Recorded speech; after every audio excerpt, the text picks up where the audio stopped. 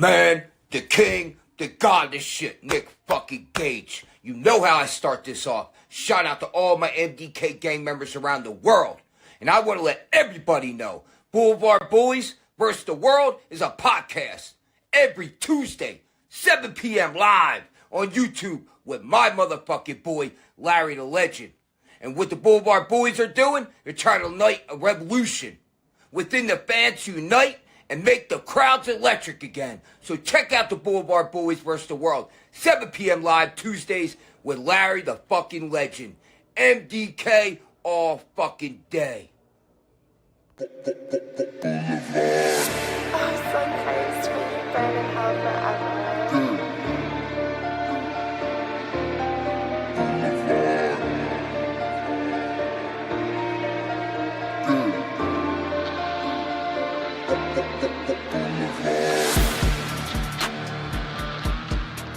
Hello, everyone, and welcome to Blvd Bullies versus the World.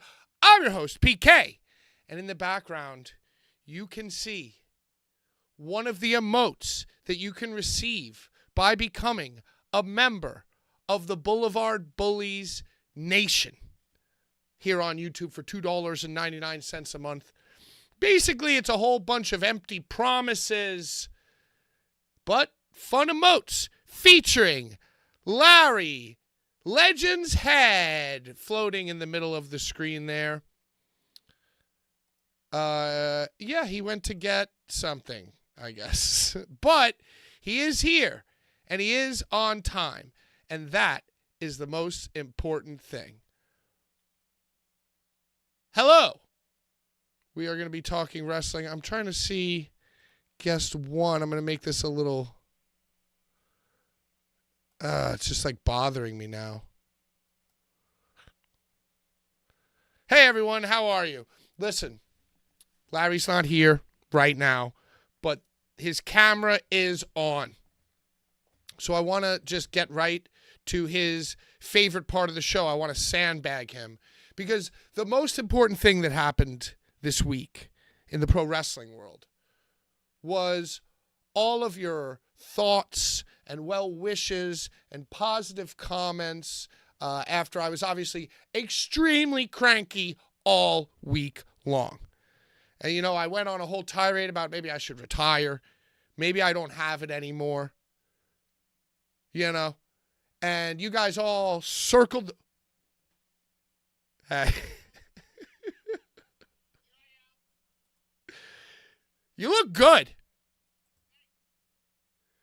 You look good. Ladies and gentlemen, former boat owner, Showcase Showdown winner, CZW Hall of Famer, best dressed man in professional wrestling, my wrestling father and yours, Larry the Legend. Hey. I got them all. Where'd you get that Fight TV polo? Yeah. I got this. During my time working with Ring of Honor. Ring of Honor. Honar. Yes, you know them. Honor. You know, a lot of the times when these companies like a Game Changer or a Combat Zone, you know, when they partner with like an IWTV or a Fight TV or a whatever, the people like send like all these kind of like swaggy, like, oh, here's your polo.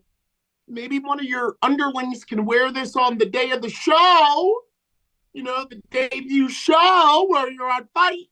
And, you know, so yeah, I've collected so many of these things over the past 22 years. And I was like, I'm wearing mine. I'm wearing it tonight. I just washed it. You just washed it. Well, You anyway, just washed Larry, it. Yeah, I wanted to talk about your weekend jaunt, the big CCW 26th anniversary show. But while you're in the other room, I was thanking all of our viewers, new and old, for all of their lovely comments you. surrounding my Yeah. existential and metaphysical Yes, crises. dude. Yeah, everyone showed love. It was awesome. Everyone showed love. It was inspiring. It made me care. And you know what's so funny? I just saw a clip of Mick Foley having a face-to-face with the different boy Jimmy Lloyd. What? At some wrestling show this past weekend. I don't exactly know or care what it was, but What? oh my God! Oh my God, Larry! John Richter, $50. I've never even seen that color super chat before. Pink? Pink? I know that KZ Brown is watching all the way from over there in Burbank. I know KZ Brown, my brother. Listen, KZ, you said I better bring my A game. John Richter just gave me $50. He just gave me $50. We're taking you out to dinner, Larry. We're going out to dinner. I want pizza. I'm buying you pizza. I want a nice hot piping slice of za. So KZ Brown, watching over there with Katie and your kids. $50 first couple minutes of the show. Stop it. Don't challenge other viewers to match John Richter. Listen, I got a direct message. Larry, you better bring your A game. I'm watching. Tonight? Okay. Yeah. You brought your A outfit. Yeah. I love your look right now. John Richter says he's not going to be around for a while. So I guess he's giving away all his worldly possessions, just like Brian was when he was on this show, knowing that he was going to pull the plug on his Bullies career. John Richter is giving away all his money and all his worldly possessions because he's dying. Or he's an enemy of the state. Can I just show this? Remember this? Remember this shit? Remember this? A love letter to Carnies. Yep. With who on it? Lar.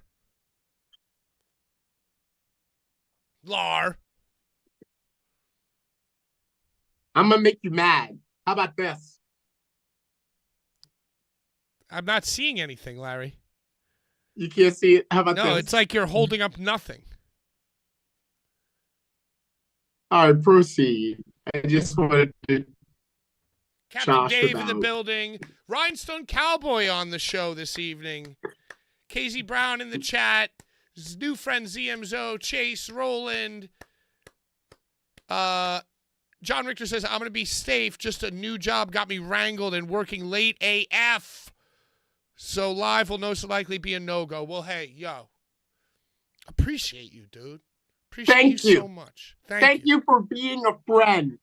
Travel down the road and back again. You're a pal and a confidant. And Johnny, if you threw a party... Well, if we threw a party... A potty, if you will. If you threw a potty and invited every Deathmatch Elite motherfucker you knew... Oh, yeah, you're right. He would see that the biggest gift would be from us, and the card attached would say, thank you for being a friend. You're right. If he threw a party. I thought it was if we threw a party. If he threw it, right, Johnny, your party, we would bring it. the biggest gift. It would be from us, and the card attached would say, thank you for being a friend. Not the other way around. Okay? And congratulations on the new job.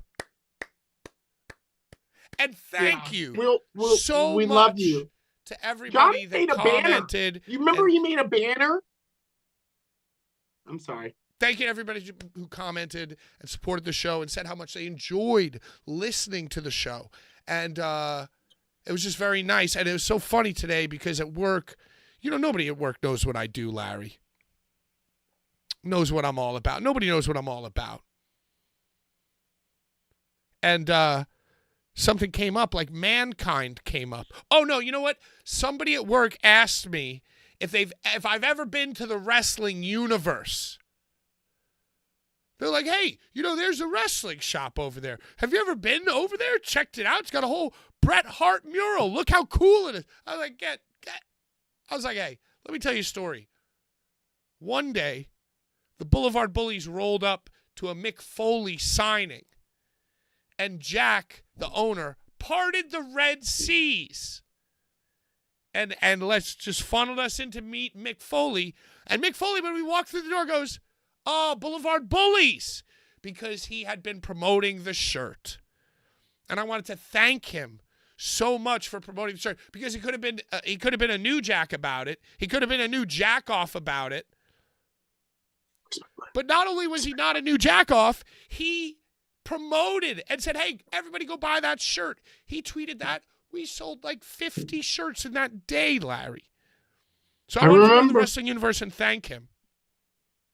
I remember, and one of your coworkers asked you, have you ever Have heard I of ever this even been place? there? And so that was actually today, and on top of all the lovely comments, I told that story today, a story that I had forgotten, I'd long forgotten that story. And it's like, wow, that's awesome. 14-year-old me, 15-year-old me, taping all of Mick Foley's final year on Monday Night Raw. I have tapes in my basement. Foley 1 through 8, culminating in WrestleMania 2000.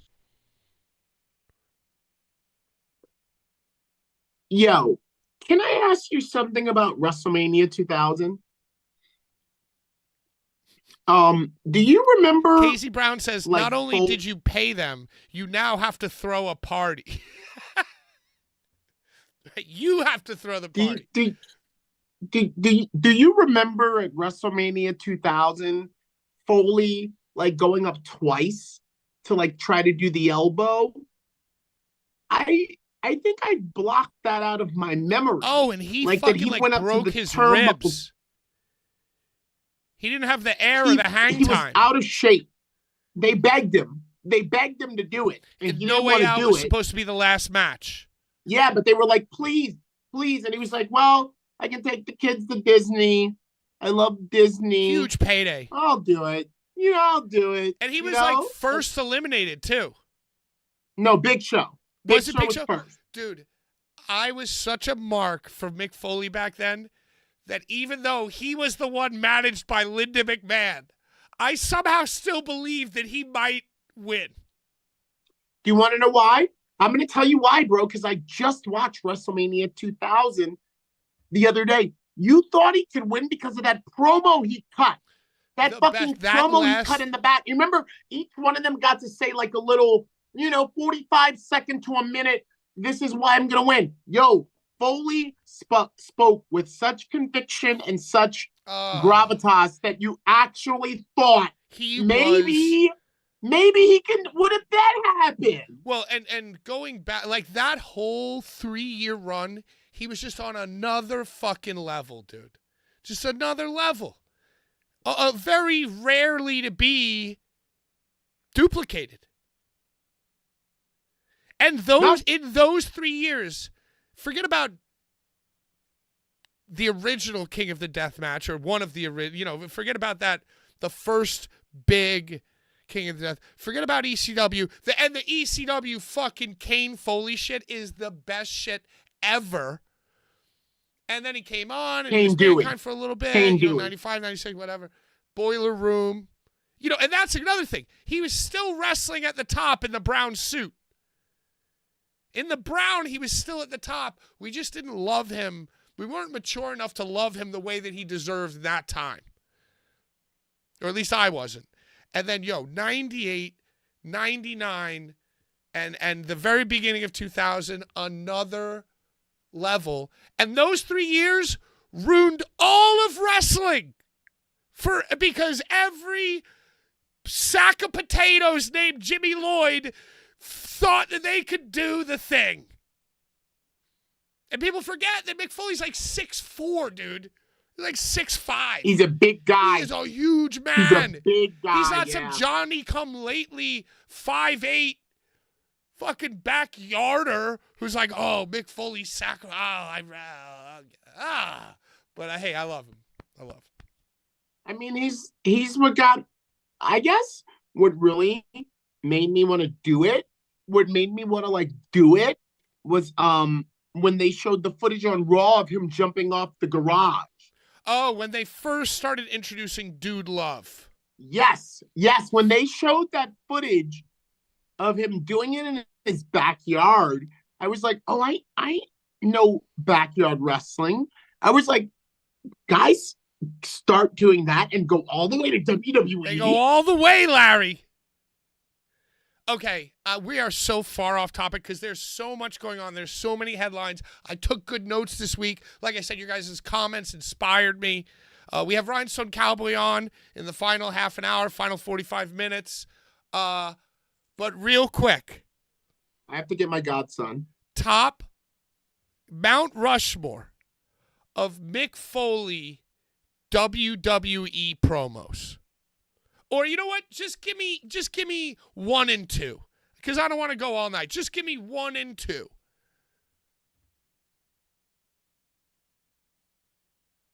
By the way, people in the chat are saying I have to say, people in the chat are saying your backyard video that you shared was awesome.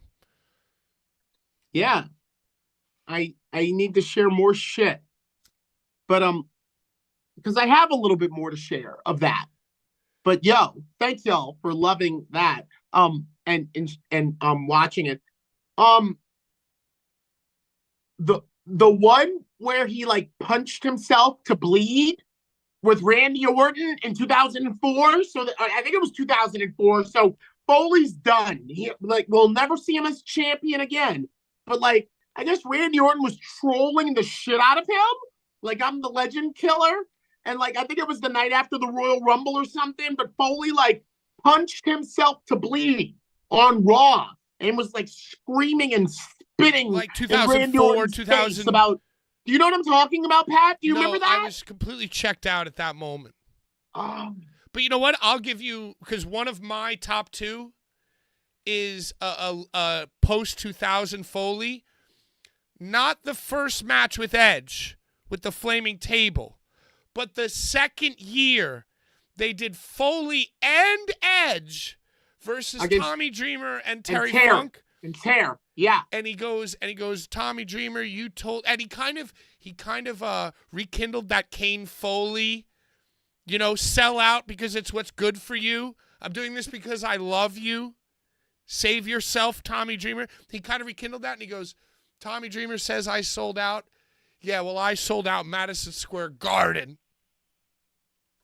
Which I'll never forget. And number 1 for me is when I think I know a guy. You know what I'm talking about? Does that give you member berries? I think I know a guy. Of course. Bro.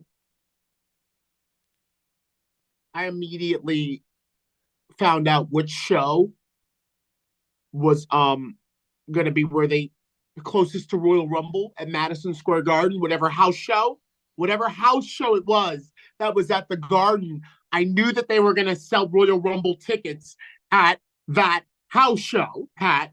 I looked and I saw and I immediately got nosebleed tickets for that house show just so that I could be there for Royal Rumble tickets. KZ Brown in the chat is saying, are you counting ECW? If so, the answer is Kane Dewey. Yes. Kane Dewey, to me, is the greatest wrestling promo of all time. It's my favorite. If I was to pull it up right now, I would get chills, dude. It is my favorite wrestling promo of all time. Dewey Foley is a 6-year-old boy, you sick sons of bitches. And guess what? Dewey Foley is now a writer for World Wrestling Entertainment. Kane. And I saw 2 words that made my blood run cold. Kane Dewey. Dude. Everybody go type in, click away from this show. Go type in Kane Dewey into your fucking YouTube machine right now. Hey, NYWC Psycho Circus this Saturday. 5,000 people in attendance. Were you invited to ring announce this show? I saw they've since gone far away from getting a Johnny Come Lately like me, and then like my copycats. They had a guy in a suit.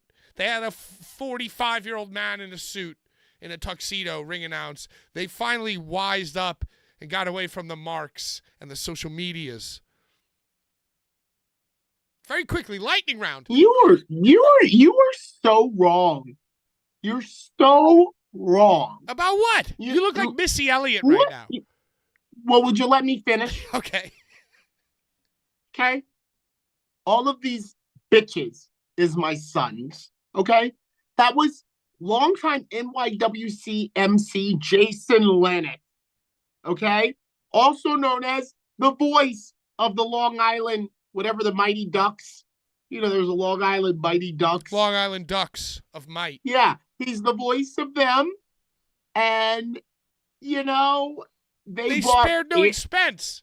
They bought Andy Miller, the president of Black TV. Remember, he became the president of Black. BET Florida, yeah. Yes, the president of Black TV flew back into Long Island. Andy Miller was there.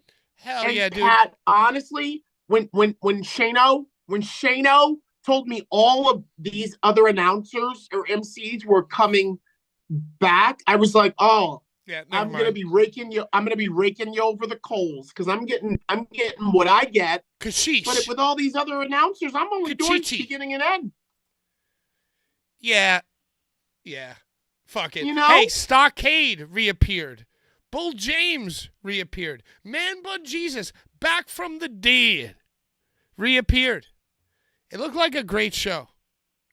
It always is. How do they do it? Pat, they just keep plugging along. And they make sure that you're only going to see that type of thing at the House of Madness and the Psycho Circus. Did you see the opening? There was an opening battle royal with about 25 jabrones. Always is. And they each called the probably had to Joker's sell Wild. about 25 tickets. Joker's Wild. So if you go Joker's Wild, 21 participants, minimum, like calling all Long Islanders. If you could move 20 units, you are one of 21. You know, I've been in the Joker's Wild So Battle Royal. 21 times 20 is like 455, 46. I don't know. I've been in the Joker's Wild Battle Royal. Of NYW Sha? I started off by bringing out a bunch of girls. I was like, there's a bunch of guys in this thing, but this is supposed to be 21 participants. I saw some lovely ladies in the back. Come on out here. And 5 women came out. Can I guess who they were?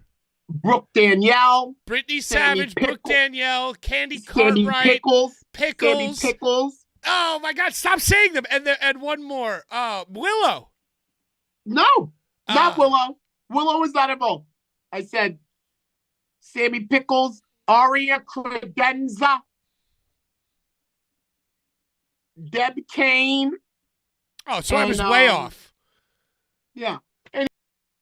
Oh, okay. Bye, Larry.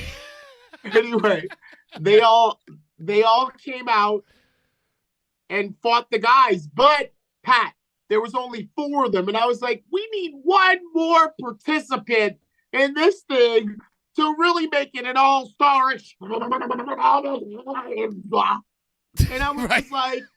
I was like, and I think what Psycho Circus needs is a legend. Start unbuttoning as you royal. No, dude. I said, so with that said, and I handed my microphone and iPad to Jason Lennox. I think protege. I know a guy. Yeah, that's exactly what I did, bro. I get it in real time. So did you get any eliminations? No. Who did you get eliminated by? Do you remember? I'll post the whole shit. I'll post it all. I think I got eliminated by I don't remember. I don't remember. Somebody. I didn't get eliminations in a battle royal till Tremont's little Onita fall the roll. Remember that? Oh yeah, and you came out with the blackout. I feel like you watch the ribs. Everybody watches ribs. Yo, I've never laughed like in the middle of like doing a thing like Oh that. my God, Larry, can you tell that story to our new viewers, please? Oh, Pat, Come you're on, just give me listen, the bullet points.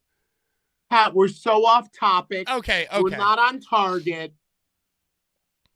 So the new viewers should watch the old shows. Watch the old shows. Watch out for his ribs is one of the funniest things a wrestler can ever say. So I went to the Tremont thing, and somehow or other, I walked into the backstage area, and they were like, "Do you want to be in the Battle Royal?" And I was like, "What?" And I was like, "Yeah, I'll do it." And they were like, "Oh, cool, you'll be on Team Blackout, and you go in there." And as like, we were back there talking about things, somebody was like, "Yo, I just fucking broke my ribs. So when y'all eliminate me, can you please like make sure, you don't do it hard?"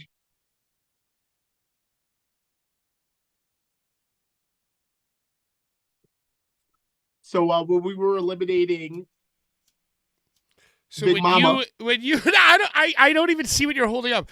So with a meeting of like 20 people in a battle royal, including Ruckus and legends of all time, you're saying that somebody said, "Hey guys, one footnote before we break the meeting, I broke my ribs. Watch my ribs."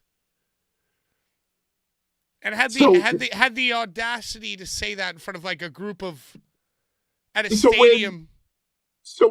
When I eliminated, that individual along with many others, because we wanted to kind of be like, "Hey, we're all ganging up on this big guy and getting him over."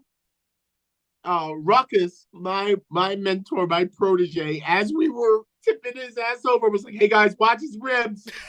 Watch his ribs right now, okay, as we do this." And I just lost it. I know the camera's not on me. I think all you see is my back. But when Ruckus, as we were tipping him over, was like, "Hey guys, everybody watch his ribs. Watch his fucking ribs, okay?" I just lost it. I lost it right there. That is elite level comedy. I mean, what Hey, speaking of elite level comedy, like, it's a battle royal. Casey Brown, $4.99 super chat. I mean, this guy's got kids. John Richter's starting a new job. This guy, Casey Brown, he's got kids. Stop pressuring taking a sabbatical. sabbatical. He goes, "Lar, what's your career record as a professional wrestler?" And by the way, ZMZO, I'm smoking those stizzies, those G-Eaters, dude. Just for you. Pineapple Express. I love the Jeters. I only get the Jeters when I'm in New York or LA. I just want to say that for some reason Jeters are not around Baltimore town, but when I'm in LA and when I'm in New York, I often get the Jeters. My place closed. Then they reopened. Now they've been opening late. Yesterday, I was off. I was hoping against all hope to run over there. I might have gone to the corner and checked like 3 or 4 times to see if they were open. Weren't open. So today, by golly, they were. And I said, like, not to be a dick, but just be like, "Oh, are you guys like closed? Are you open? What's the deal?" I said, I checked 4 times yesterday. I wound up smoking a clip joint. I mean, sometimes you got to do. So not only did the guy give me my pre-roll, he gave me the rest of the jar of the stizzies, dude. And he's like, "Yo, we love you. Sorry, dude. Sorry, bro." Because I'm there all the time, Nice. Yeah, that's your guy. I've been on FaceTime with you when you've gone there. Yeah, they're always playing PS5, so I always talk to them about.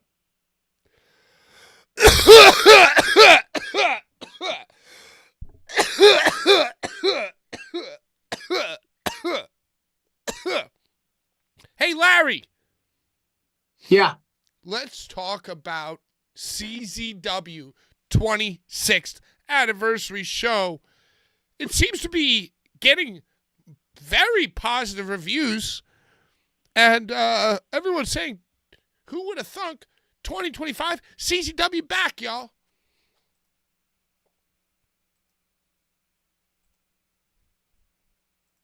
I mean, when they announced me for Cage of Death, it was just kind of like a, hey, also coming through Cage of Death, Hall of Famer Larry Legend. But I feel like DJ Hyde is cooking. I feel like DJ Hyde just might be cooking.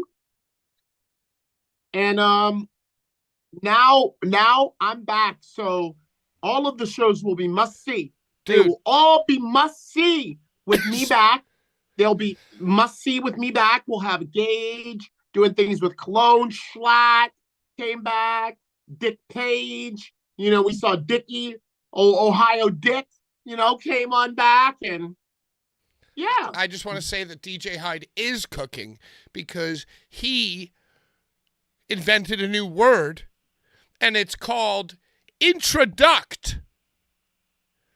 So it's kind of halfway between introduce and induct. And DJ Hyde, he just was like, you know what? Let me cook. I'm about to introduct. And so a man who can just speak like that with no scruples or second thought of, like, he's just like, it's brain to mouth through the filter of probable brain damage. Larry, Casey Brown is pressing you. He's saying, why did you skirt his $5 question? What is your career record as a professional wrestler? Did you skirt the question because it's a losing record? Okay. My first match was against Mark Schrader. I lost. My second match was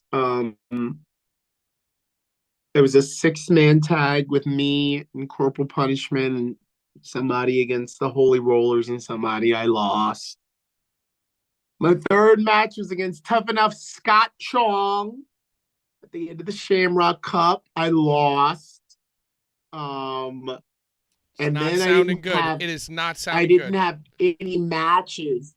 I didn't have any matches after that for a long time. But then I was in the Battle Royal for whatever that was, Psycho Circus. Then I was in the Tremont Battle Royal. I eliminated Neil and Cass. Watch the ribs. Everybody watch the ribs, y'all. Yeah, and then I was in the Chad Spectacular. You had a whole feud. You had a whole like team with like a rival ring announcer. I feel like I've seen footage of you giving chops in the parking lot of the H2O Dome.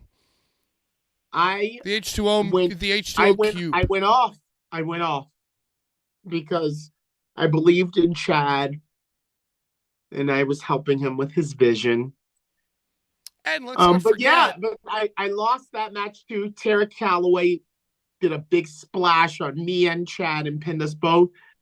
So I guess my only wins ever in wrestling are the 2 eliminations from the Onita Battle Royal, and I got rid of Neil and I got rid of Cass. Who eliminated you in the Tremont battle?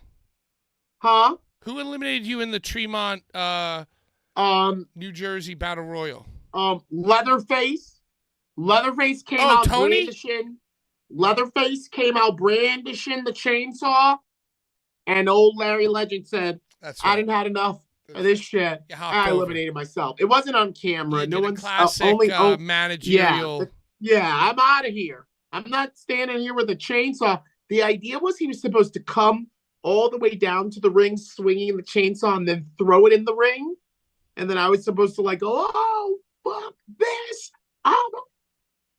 Like, I'm not fucking around with a chainsaw. Right, you eliminated yourself. You pulled a classic managerial maneuver.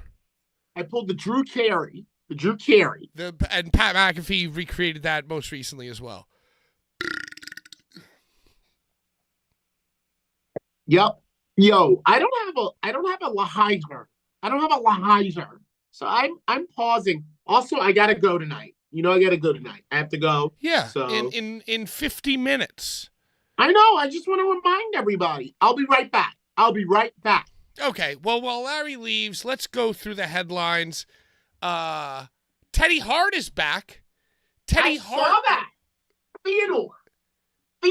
Yeah, Canadian something wrestling something Canada. Teddy Hart came back within the week. I guess it was probably Wednesday or maybe Thursday when I seen it. And he came out. He walked over to a woman standing on the side, kissed her on the mouth, and then appeared to have snorted cocaine from a glittery purse or bag and or drug carrying device. It was awesome. Hey, silver lining, at least he's not throwing poor defenseless cats around. The only one he's abusing on his entrance is now himself. Shout out Teddy Hart. Congratulations on your comeback. Ricky Saints. This is another thing that happened during the week. It happened while we were broadcasting last week, probably right around the time that I was telling you that I was going to quit the show. Ricky Starks, who I thought for sure, for 100%, was going to keep his name in NXT, has announced himself as Ricky Saints. Probably because he's from New Orleans. My thoughts on that seems weird, seems strange now, because all of us know him from Ricky Starks for so long. But give it a few weeks, a few months, a few years, and nobody's going to care. Ricky Saints, viva!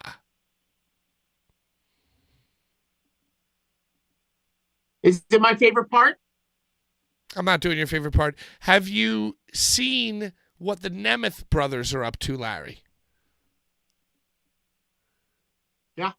Nick Nemeth is Dolph Ziggler. He recently came out on an interview and said that Vince McMahon made him and CJ Perry make out in front of him to practice their intimacy, which is totally on brand.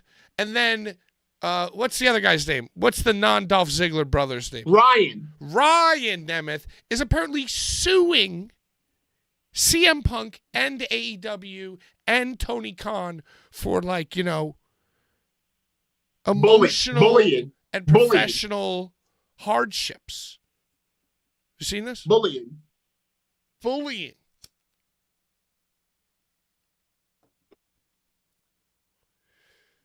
Anyway, don't be like Teddy Hart, Larry. What? I saw Teddy doing drugs. He did drugs in his entrance. He's so fucking cool, dude. Can he still hit his shit? Did you watch? I don't know. I did not see the match. I only saw the clip on Deathmatch Elite of him coming out and going to like a frumpy woman and doing some type of cocaine, giving her a big old wet kiss on the mouth. You know who that woman looked like? That looked like Bret Hart's old wife, Julie Hart. Stop it. That's who that looked like. That looked like Julie Hart from Beyond the Mat. All right, or Larry. No, Hitman Hart Wrestling with Shadows. Snorting on the way to the ring. Hey, what's up, Ego Libido? No contact wrestling legend. We were talking about Mick Foley before. Google Kane Dewey, if you haven't already.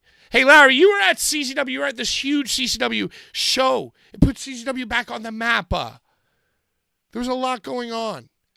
How many matches did you ring announce? Did you do the whole show? No.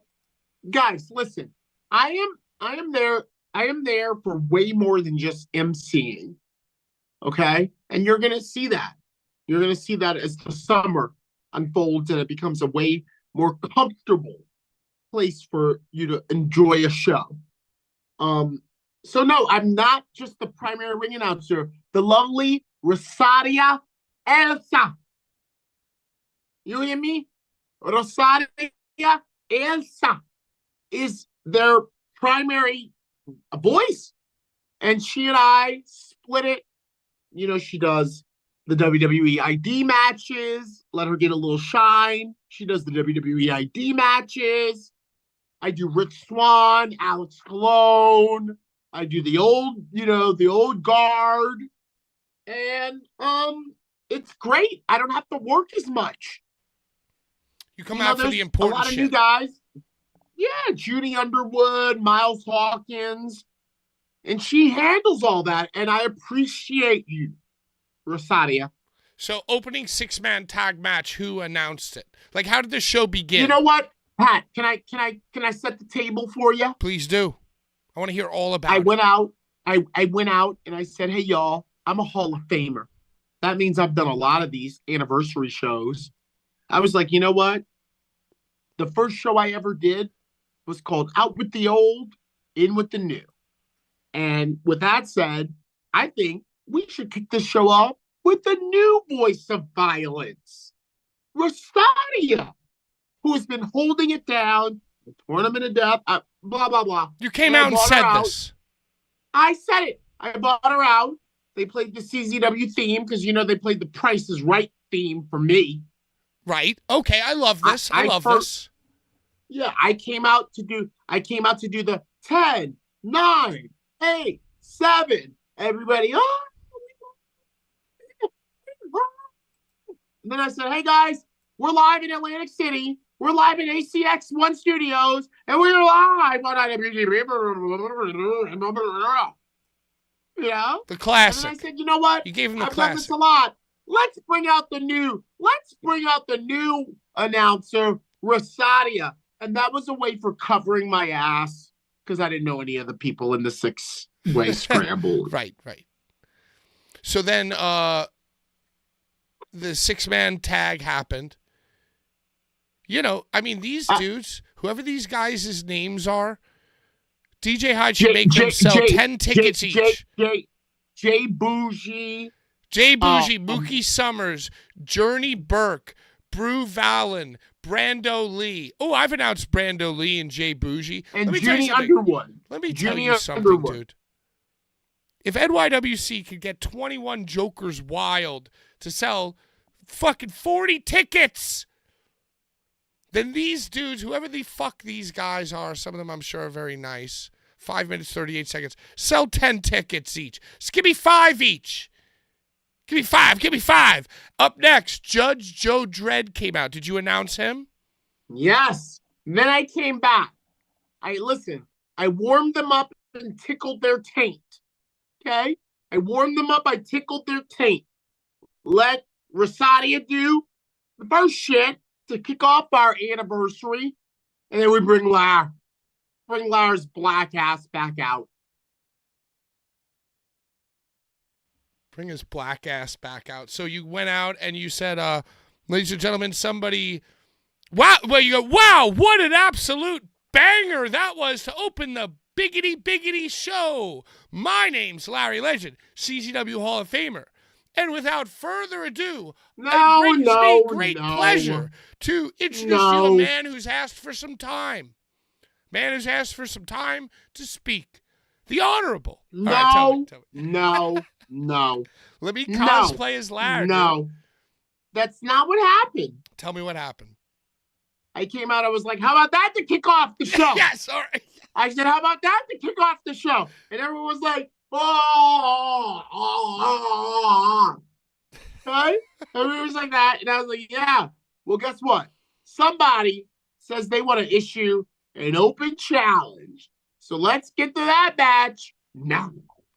And Judge comes out with Stephen Jury. Stephen Jury probably, and I haven't seen any of this. I'm just making it up in my mind. Stephen Jury rips the mic out of your hand and starts promoting for Judge. Is that how it went down?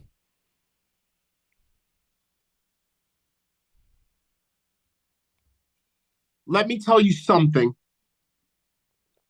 Brother. At Cage of Death, Stephen Jury ripped the mic out of my hand and went to do his spiel. And the entire time that he went to do his spiel, at Cage of Death, the mic kept going out. All that happened was that the mic kept going out. He learned his lesson. Don't you ever take no mic from my hand. Hell yeah. Well, long story short, Judge Joe Dredd kicked the shit out of Jimmy Controversy, who is going to be on the show next week because you, Larry, are going to be at Venom this Friday.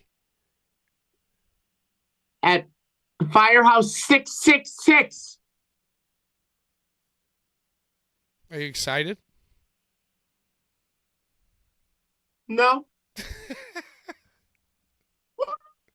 It's Philly, and it's a late night extravaganza. Those are always a good time, Pat. When it's a 10 o'clock, 11 o'clock, midnight show, those are always a good time. All right, so a bunch of other stuff happened on CZW. And then Marcus Mathers fought our dear, dear friend, Richard Swan, Dick Swan. How is Richard? How is Dick? Did you see him? He's in great shape these days. Pat, Yes?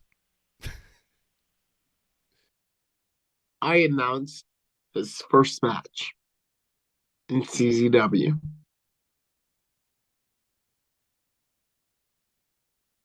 Richards. He has never, Ever. looked better. He looks great.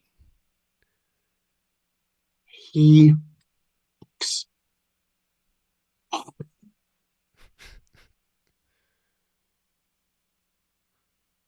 But he lost. He lost to WWE ID superstar He Marcus lost. Mathers. He lost. We also saw Zeta Steel. Right, Zeta Steel was the other IW or a WWE ID match.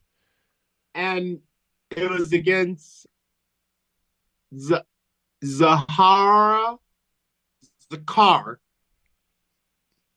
Mm-hmm. You nailed it. ZZ. 5 minutes and 57 seconds. They did their thing, and I loved it. At one point during that match, I was up on the rafters, and I was rallying the crowd, Pat, because I don't just MC, I run the show.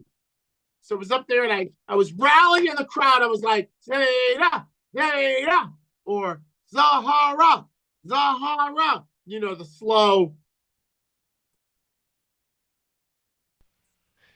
You really gave CZW their money's worth to have Lara in the building. And at one point when I was doing that, Zeta looked up to me and she goes, "Shut up."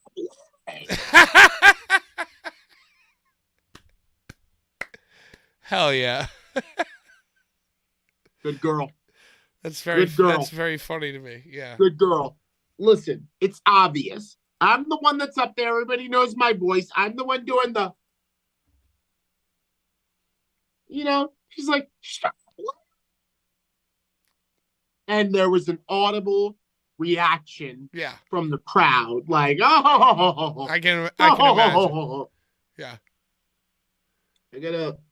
All right, we good. Go ahead. Yeah, I know we're good, Larry. I keep my eye on the time. I gotta look. Unlike you.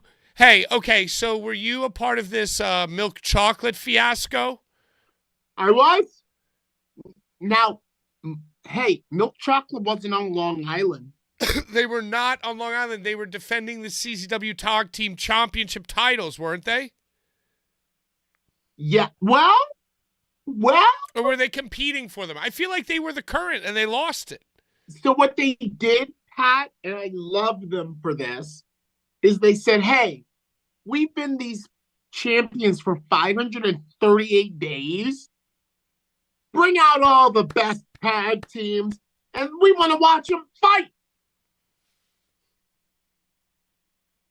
want to watch them fight. Okay. And they were like, and whoever wins, they get a shot at us. And they wrestled in loafers. This is the part that I love. As soon as post-game of Miami Mike and Vinny Talata won, Brandon and Randy, who had been drinking wine on the stage, they were like, you know what? You're getting your match right now. Let's go. Get a ref. I know they just fought a bunch of guys, but we're fighting them now. Oh, no. And I feel like Vinny- I've ring-announced Vinny Talata as well. Name sounds You familiar. have. You have. He's the next Trick Williams. A lot of Talata. Weighing in at a lot of Vinny Talata. Yes. So, So Milk Chocolate Yeah. let their own hubris get the best of them. What about Jimmy Lloyd and Tarzan Duran? Did you ring announce this one, or did you let the future ring announce this one? oh, it was me. It was me. For Jimothy. I saw that Tarzan skipped rope with barbed wire. He's such a weird person. Can And I- Jimmy defeated him. And I don't know anything else other than that the different boy had a CZW match against Tarzan, friend of the Bullies, former 2-time fighter on behalf of Brian, or a bully, 2 years in a row. Now his career's taking off. Look at that. Him, Jimmy Controversy, Unbelievable. everyone who we touch takes off except the body. Yeah, no, that was. Yeah. Oh, I want to say happy belated birthday to Jimmy Lloyd. You know, Hey. any other year, How old is he now? year. 35? Well, he's about 30. He's about 30. But any other year, VXS would be doing a Jimmy Lloyd birthday bash, or maybe even GCW would be doing. Remember, You've done one and I've I done was one. at 20 and 21. Yep, you've done one and I've done one. Unbelievable. But I told Jimmy Lloyd when I saw him, I was like, happy belated birthday. And at the end of the show, I was like, yo, Jimmy, you need a cig? And he was like, Yeah. oh, yeah. He's like, oh, yeah, Larry. Yeah. And I was like, I got you, bro. I got you. And you know what he said? He said, I love you, Larry. Wow. And I was like, I love you back, bro. And then obviously you had to be the one to do Nicholas and Alex. Can I just say, I have it. I have it memorized. I have the GCW intro memorized now. But I almost feel like that needs to die. I almost feel that like, you know, representing that murder, death, Yeah. kill Yo, gang you're so right. worldwide, representing for all of his boys Yeah. locked up in a cell, Eastern Bloc, representing for the motherfucking hate club. R.I.P. Big Nate Hatred, and R.I.P. his brother, CZW Hall of Famer, Justice Payne. And you know what it is. It's MDK, I'm falling asleep over here. the man, the Oh my king, God. the god of this shit, Nick fucking Gage. That needs to die. Yeah. I agree. That was then. GC Dub. This is now. Yeah, this is now. So the show ran a little late. So I just gave them both intros as they were coming in. And I knew that for them, both being OGs, they were like, yeah, Larry, we don't want to do no slow down. You do your. That's. We don't want that. We want just ding, ding, ding. Yeah. And at what point was the Justice Payne Hall of Fame introduction right before this moment? I think it went six man, Judge Jimmy Hall of Fame. Huh. So yeah. Introducting. I'd like to introduct. What a He was saying induct. Introduct. He was saying induct, but because it was like a speech, he was like, I'm introducing. Introducting. We love you, Deej. Deej, the man. Hey, friend of the program, former guest. Let's not sleep on CZW World Champion Earn Ash. Coming out and getting right in the face of Griffin McCoy. Oh, I seen that.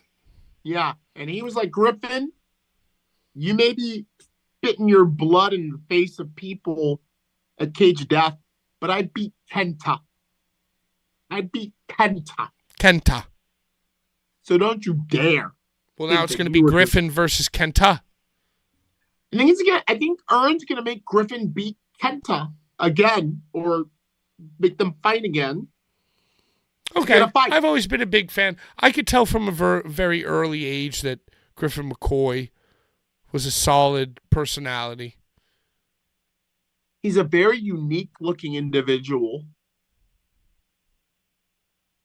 So what happened with Nick Gage and fucking Alex Colon? Looked like a bloodbath. Looked like an absolute fucking bloodbath. Dude, and the one clip I seen, the one clip of fucking Nick doing the pizza cutter, it looked like he got under like a flap. It was like a chunk and a flap of like head that Nicholas looked like he was really cutting into on that one hard camera shot that I seen. You know, these guys, and me included, all of us are the last of a dying breed. All of us touch that ground that ECW laid by having done shows in the 2300 arena. So they saw me there, and it was like, we are back at the ECW arena, the CZW arena, with Pan Coast and all of that, and we're doing this thing because Larry is with us. I don't have any more. No, I love this. And I love that CZW did it. Apparently, Schlack was there. Schlack was in the building. Schlack straight up Clubber Lang the show and just had a mic. I guess I wasn't over there because it's cold. This building is quite cold during these months. So I was probably upstairs, like, you know, just hanging out with Swanee because he's hot and getting some heat. And, you know, Schlack just had a microphone and came from the crowd like, is this what you guys call hardcore? Is this what you guys call ultra-violence? Jimmy Lloyd versus Tarzan? He was like, I'm from the Danny Havoc, the Nate Hatred. I'm from the Jun Kasai era of CZW. And what I just saw was pussy. What I just saw was a bunch of pussy. So he's like, maybe since I only live an hour away, and this is the new CZW arena, he's like, maybe I'll start coming around here and getting us back to when Joe Gacy put Larry through the barbed wire board. How about that? No, come on. He didn't say that. He didn't say that, but that's what Gacy did. He put you through the board. Yeah. Gacy said, I'm the chairman of the board. But then you got him back with the nightstick. Billy Club. The Billy Billy Club. Club. You disguised yourself as one of his minions very cleverly. Yeah, I did. He better watch his back because I may be one of those minions helping Lash Legend and Trick Williams beat him. So what happened at the end of Nick Gage versus fucking Alex Colon? I thought it was very bloody. I didn't see the end, but I guess Richard Dick Page came out. So Judge Joe Dredd is a problem. Stephen Jury is a problem. And they jumped Nick when Nick accepted Justice Payne's Hall of Fame plaque. They ruined the Hall of Fame? Well, Nick accepted because Justice Payne died. So Nick accepted it and they jumped him. Oh my God, I didn't know that. Yeah, they jumped his ass during the fitting. And at the end of Alex versus Nikki, they also inserted their asses into the proceedings. Come on. Yeah. Again? Yeah. These fucks. They represent the Blood Fighters. They're a group. I think Joel Bateman from Australia's in it. They're the Alex Colon, Judge Joe Dredd, and Joel Bateman are they represent the Blood Fighters. Huh. Yeah, so that's why Alex bled so much. Because when you see these guys, Judge Joe Dredd, Joel Bateman, and Alex Colon, crimson. They get crimson. great blood. Yes. Yeah, the clot, the fucking clotting, the sheet, the sheet that hangs. They specialize in that. Yeah. They're all great at bleeding. Bleeding in a very deathmatch way.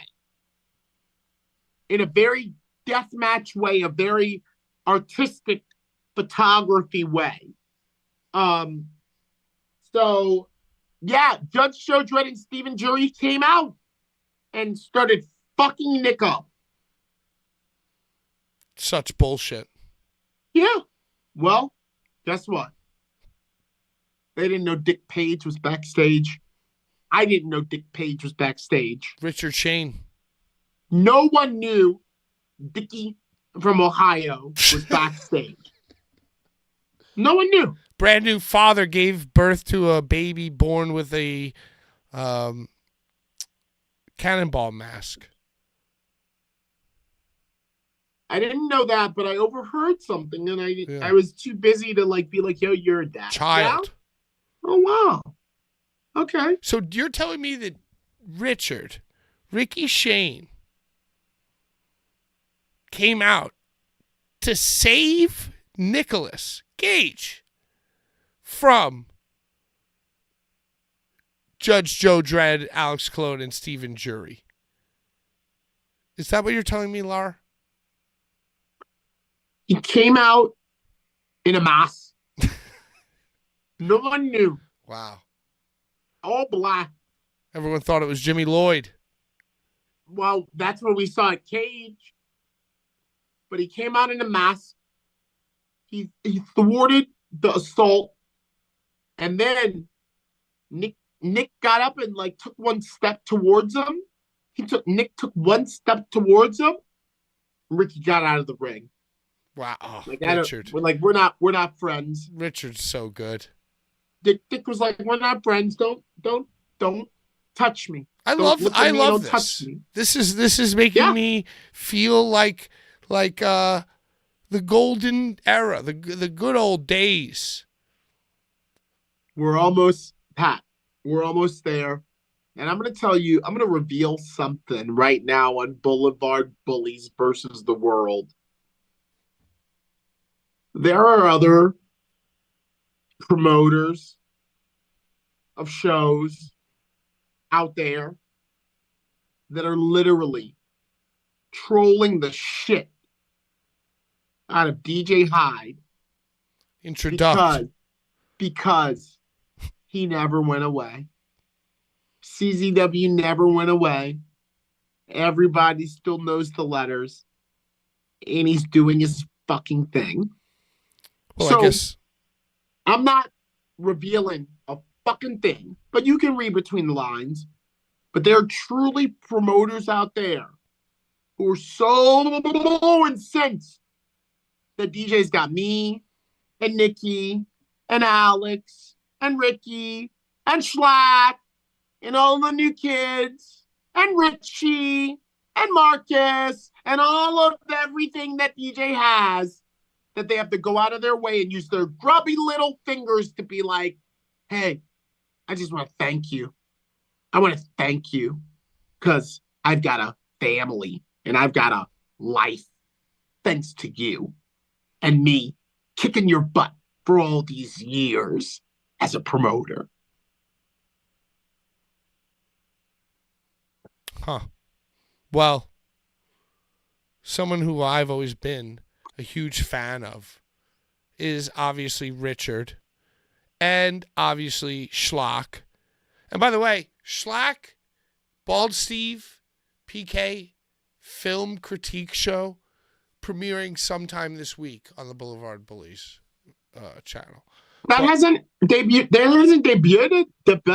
It has not debuted yet, unfortunately. Okay. But Okay. Friday evening is the Emmy. Hey, Larry, speaking of Richard and Schlack, who I was just going to say are two guys that I would totally, like, you know, do a whole show around.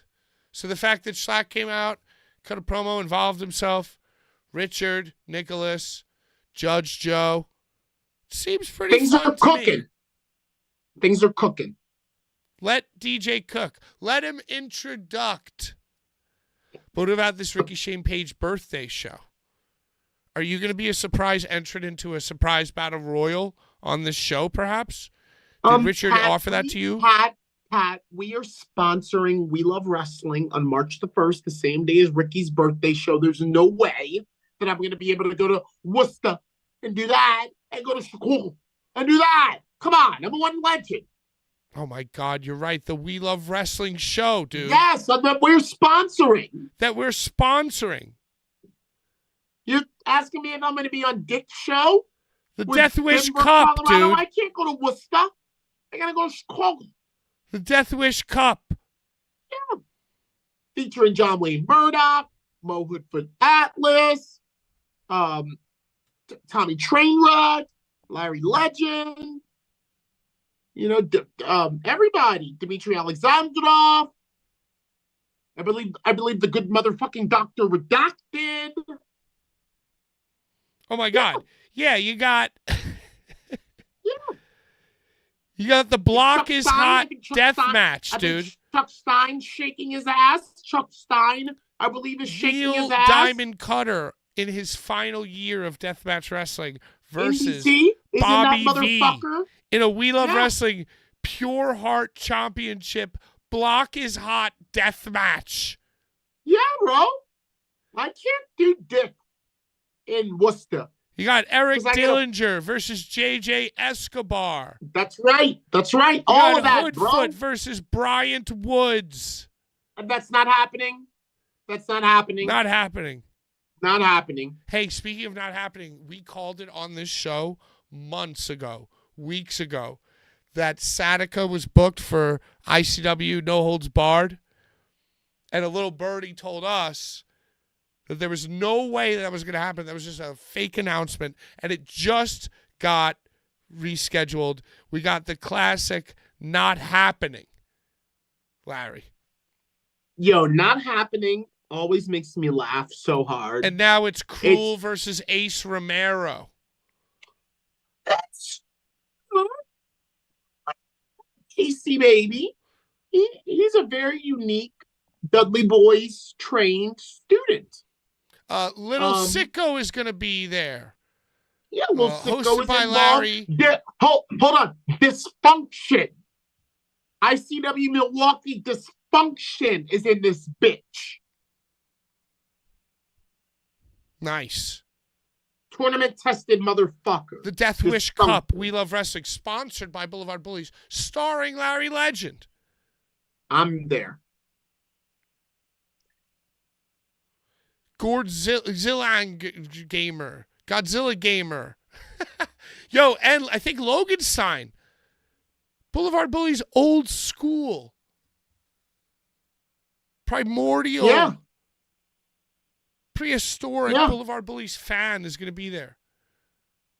Are you excited, Lar? Yeah. Do you have a show the day Andy before? Lawler, Aren't you I'm doing very something like the excited. 28th? Pat, I'm always excited. I'm always excited. But I'm also like filled with a lot of anxiety. Why? Planes are landing on their head in Toronto. Okay? Yeah, there are a lot of plane crashes happening. Yeah. And I gotta jaunt about.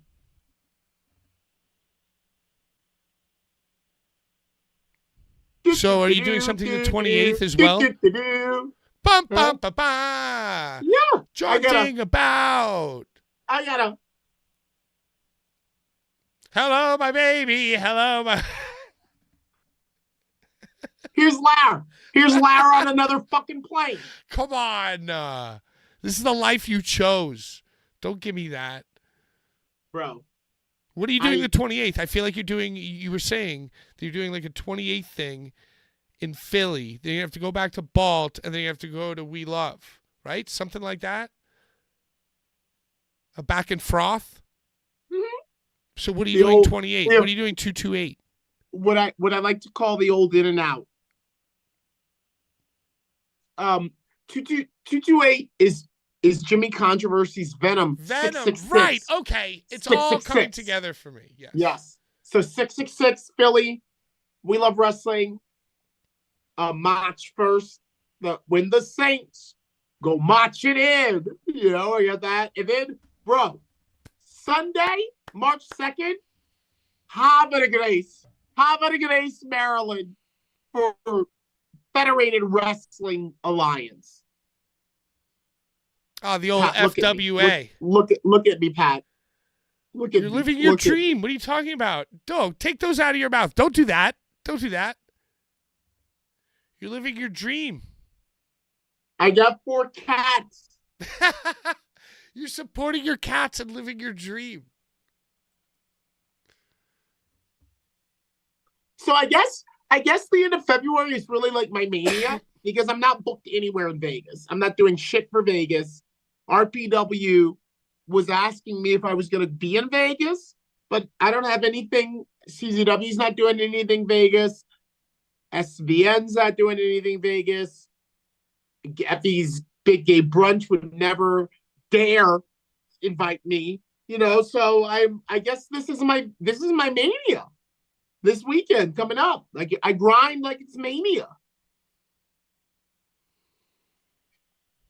Then you're gonna take a little break. Yeah, then 329 SBN 7 in Jersey. Yeah, New Jersey. I feel like something else just got announced for that. Hey, real quick, before I gotta pick up my godson, happy birthday, belated, Ron Nemi, Kevin Gill, same day. Pat, did you hear what I just said? Ron Nemi, Kevin Gill, same day. What day? February 23rd. And also AR Fox's lovely wife, Ayla. Ayla's February birthday was the 23rd, 24th, yesterday. 1907, the day of Kevin Gill's birth. Yeah, 1807. And then, of course, Ron Nemi, birth date, 1942. 1937. Never forget Ron Nemi. The great advice. Small hands make your wife's breasts seem bigger. Never forget, guys. There's just options. All right, 9 minutes. Give me what are we gonna talk Hey, about? Rhinestone Cowboy's going to be on the show. We're going to talk to him about Battleground, Battle Pass, Battle Jib Wrestling. Yeah, Masada's fighting. What's he called now? The Maharaja? Is he just called the Maharaja? Yeah, that's true. Masada is fighting Jinder Mahal. Of course. He's not gender. He's the Maharaja. Yeah, that guy. I feel like he still goes by Jinder. I think Vince owns that name. Drake versus Drew Gulak. Drake Younger versus Ghoulie got announced for that 7 show in New Jersey. And it's going to be Nicholas Gage versus Ghoulie at RSP's birthday part. So Gulak's making a comeback. I mean, he never went anywhere. He's always been around town. He just got involved in a kerfluffle. A little bit of a misunderstanding about sweatpants strings. You know, Pat, if there's one thing that I just can't stand, it's the commiserating. The strings out. Tuck the strings into your pants. It's the commiserate. I can't. I have no tolerance. Well, so yeah, Gulak. I don't know. I don't think anything anywhere. was ever. He never went anywhere. He's got a school, and he's training. I mean, his brother turned out to be a piece of shit. You know, I allegedly. I gotta get going. It's let me get a little extra time to get my godson. A little extra time? Was I late? No. Okay. So, we got 6 solid, delicious minutes left for the people. Well, what do you want to talk about the bigs? Can we talk about Australia? Can we talk about the ring in Australia? I mentioned that to you last week. You weren't privy to it. I saw it. Now I saw it. It was very bouncy as well. That is not a good look. What's his name? Rhea Ripley's husband, Buddy Murphy. Shit on it on Twitter. He shit on it on Twitter, and he called it 16 by 16. I didn't think it was 16 by. I thought it was maybe just a little. I thought it was maybe an 18, just an indie 18. Bro. But he called it a 16 by 16. I saw a wide shot. That's a 16 by 16 ring, dude. That was not an 18. That was a 16 by 16 ring. Well, whatever it was, it happened. What about The Rock? Did you see The Rock sexually harass? What the fuck's going on? I fell asleep. I do a lot. I fell asleep on the SmackDown, but bro, the next day, a casual friend of mine texted me that Cody Rock thing was weird. It was very odd. Listen, they said it gave me major Diddy vibes. Yeah, it did seem like he was kind of sexually harassing him a little bit. He was rubbing his little cheeks. I want your soul. And he said he wanted Cody to be his champion. Have you seen it gave me Vince McMahon vibes. Hey, did you see that Vince McMahon apparently is like in talks with Fox? Of course. And he's got like Kevin Dunn on board, and apparently he's gonna make a wrestling company.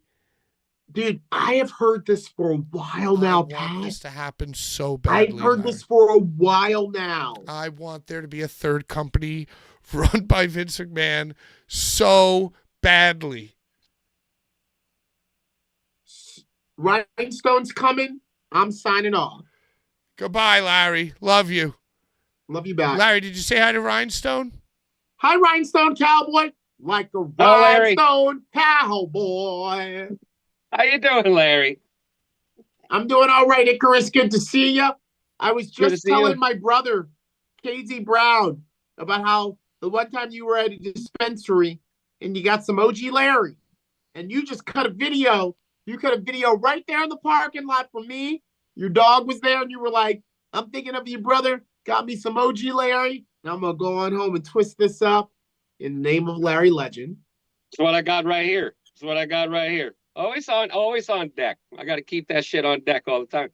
It's one of my favorites. And OGs, just for y'all novices, OGs are always cushes. I'm not a sativa. An OG is a kush. That means it's going to get you nice and fucking right where you need to be for Blvd Bullies versus the world.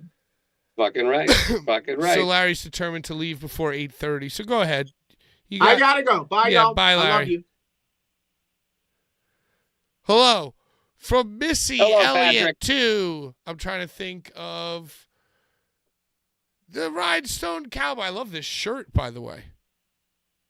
Yeah, I spent a lot of money on it. I shouldn't have bought it, but I do stupid things because that's what we do as adults. There's a lot of buttons on the one sleeve. I love this. It's almost like a little bit of the Black Parade on the sleeve. Let's see this. It's one of those buttons shirts. You know what I'm talking about? Yeah. The buttons like mirror. They got little mirror orb buttons. Yeah. Shirt's awesome. Thank Ladies and gentlemen, Rhinestone Cowboy. So what did you watch this week that you loved? We were recently talking about The Rock rubbing the cheek of Cody Rhodes. Did you see this? I did see that. I don't understand what The Rock is supposed to be doing at all, really, anymore. It's very I don't understand odd. any of it.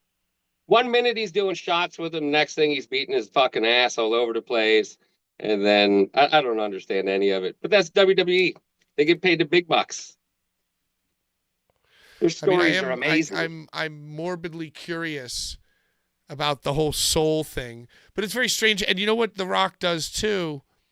Like, he's not good. He says everything like 2 or 3 times, and then he like meanders, and then he gets back to like the mental cues, says the things again. Cody, I love you. I love your family.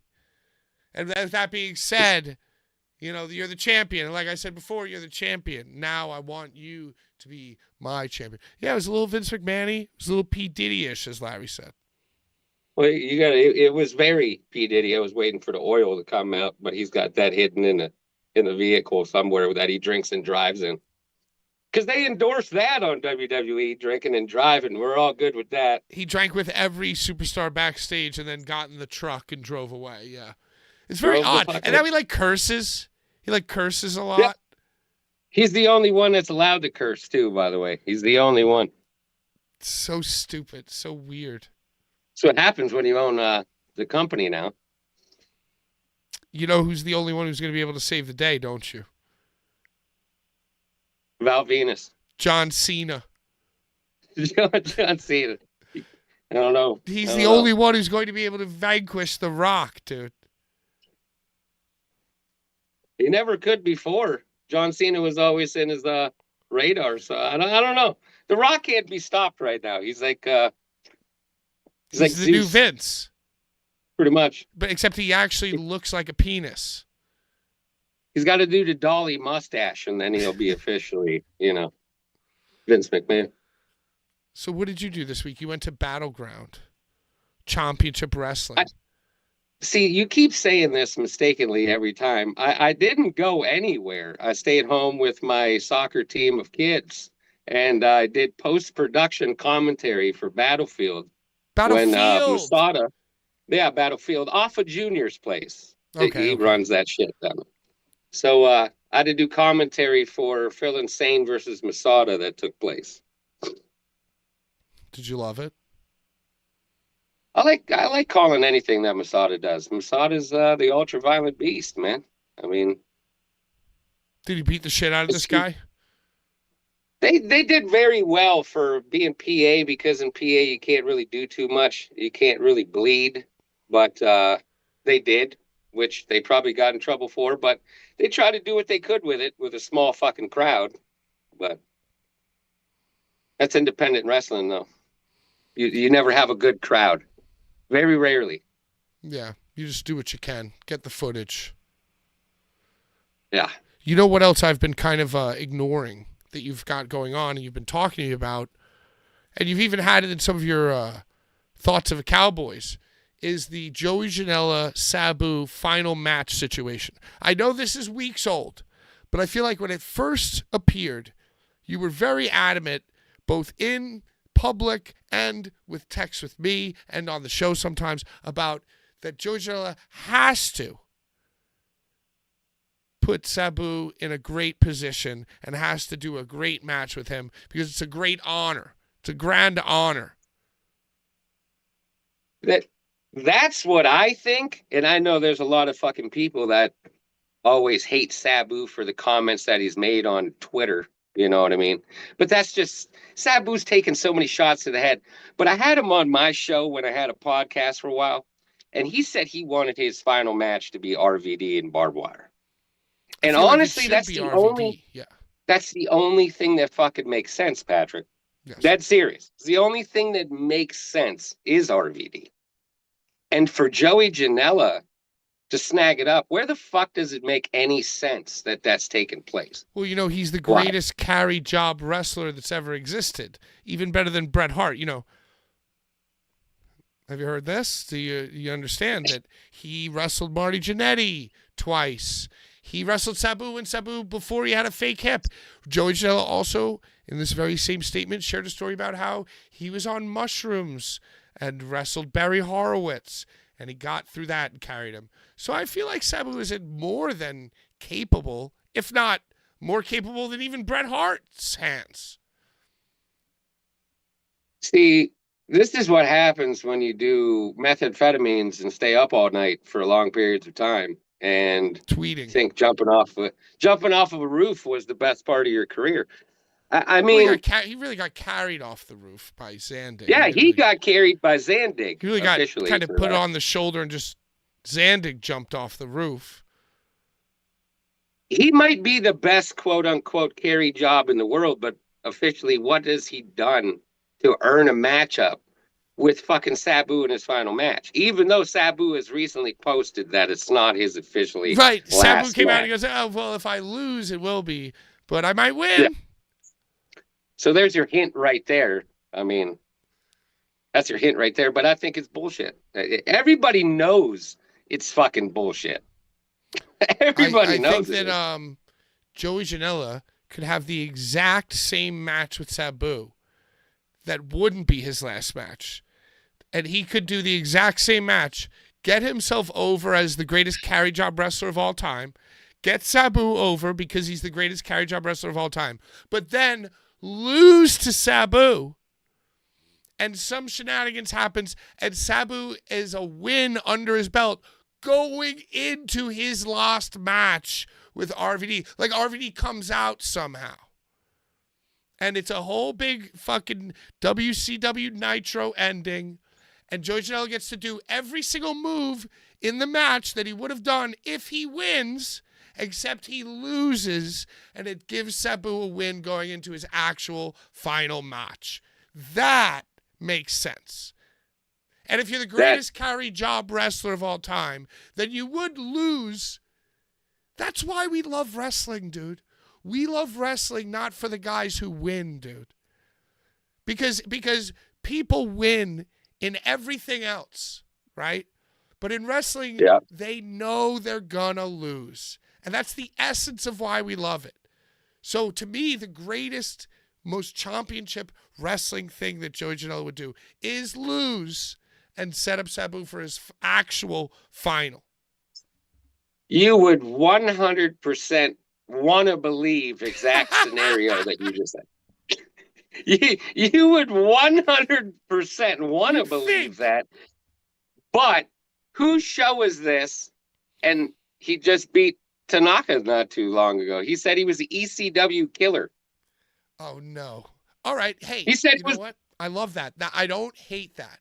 Give him like a match with fucking Danny Doring. Give him a match with fucking, Super Crazy. Let him fight somebody else leading up to this, and then he loses. He's got to lose, and it's got to be RVD. And then it goes to RVD. It's brilliant.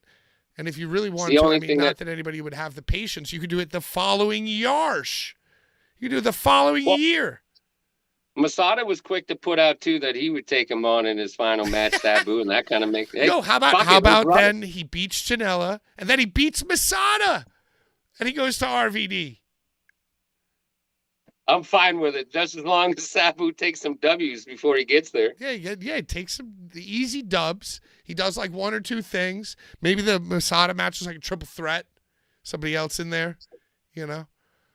And then he takes some dubs. He said he wanted goes, to be it. He didn't say it was too far-fetched to ever see him as a manager in his life either, so. What? Yeah, I mean, he would just lose to Janela for a huge payday because he already wore a suit and a laminate in AEW. Yeah. I want bald Sabu back. That's who I want. Also very terrifying. I want bald Sabu back. That's who the fuck I want. The hell But no, I is didn't going watch on? shit. I didn't watch shit. I'm like you right now. I didn't watch anything. I've been prepping for this Arnold Sports Festival in Columbus. What's this now? What kind of sports do Arnold's do in Columbus? Arnold Schwarzenegger Sports Festival. We got to do the kickboxing portion of it. That's what we got to do. We're not doing the big burly buff dudes with fucking banana hammocks on. I'm not filming that. You know, I'm comfortable with my sexuality and everything, but I'm not filming that. I mean, the lighting's very important and stuff like that. Oh, I heard there's a different way of them shooting it and everything, so I'm not really prepared. So you're for doing that. kickboxing at the Schwarzenegger Sports Fest. Yeah, from the 27th to March 2nd. Wow, a 4-day event: Thursday, Friday, Saturday, Sunday. Friday, Saturday, Sunday, Monday. Yep. It's a big fucking thing. I don't know what it all entails, but I'm fine with it. That sounds great. Anything that keeps me, anything that keeps STF going, I'm fine with. What else do I got in my notes?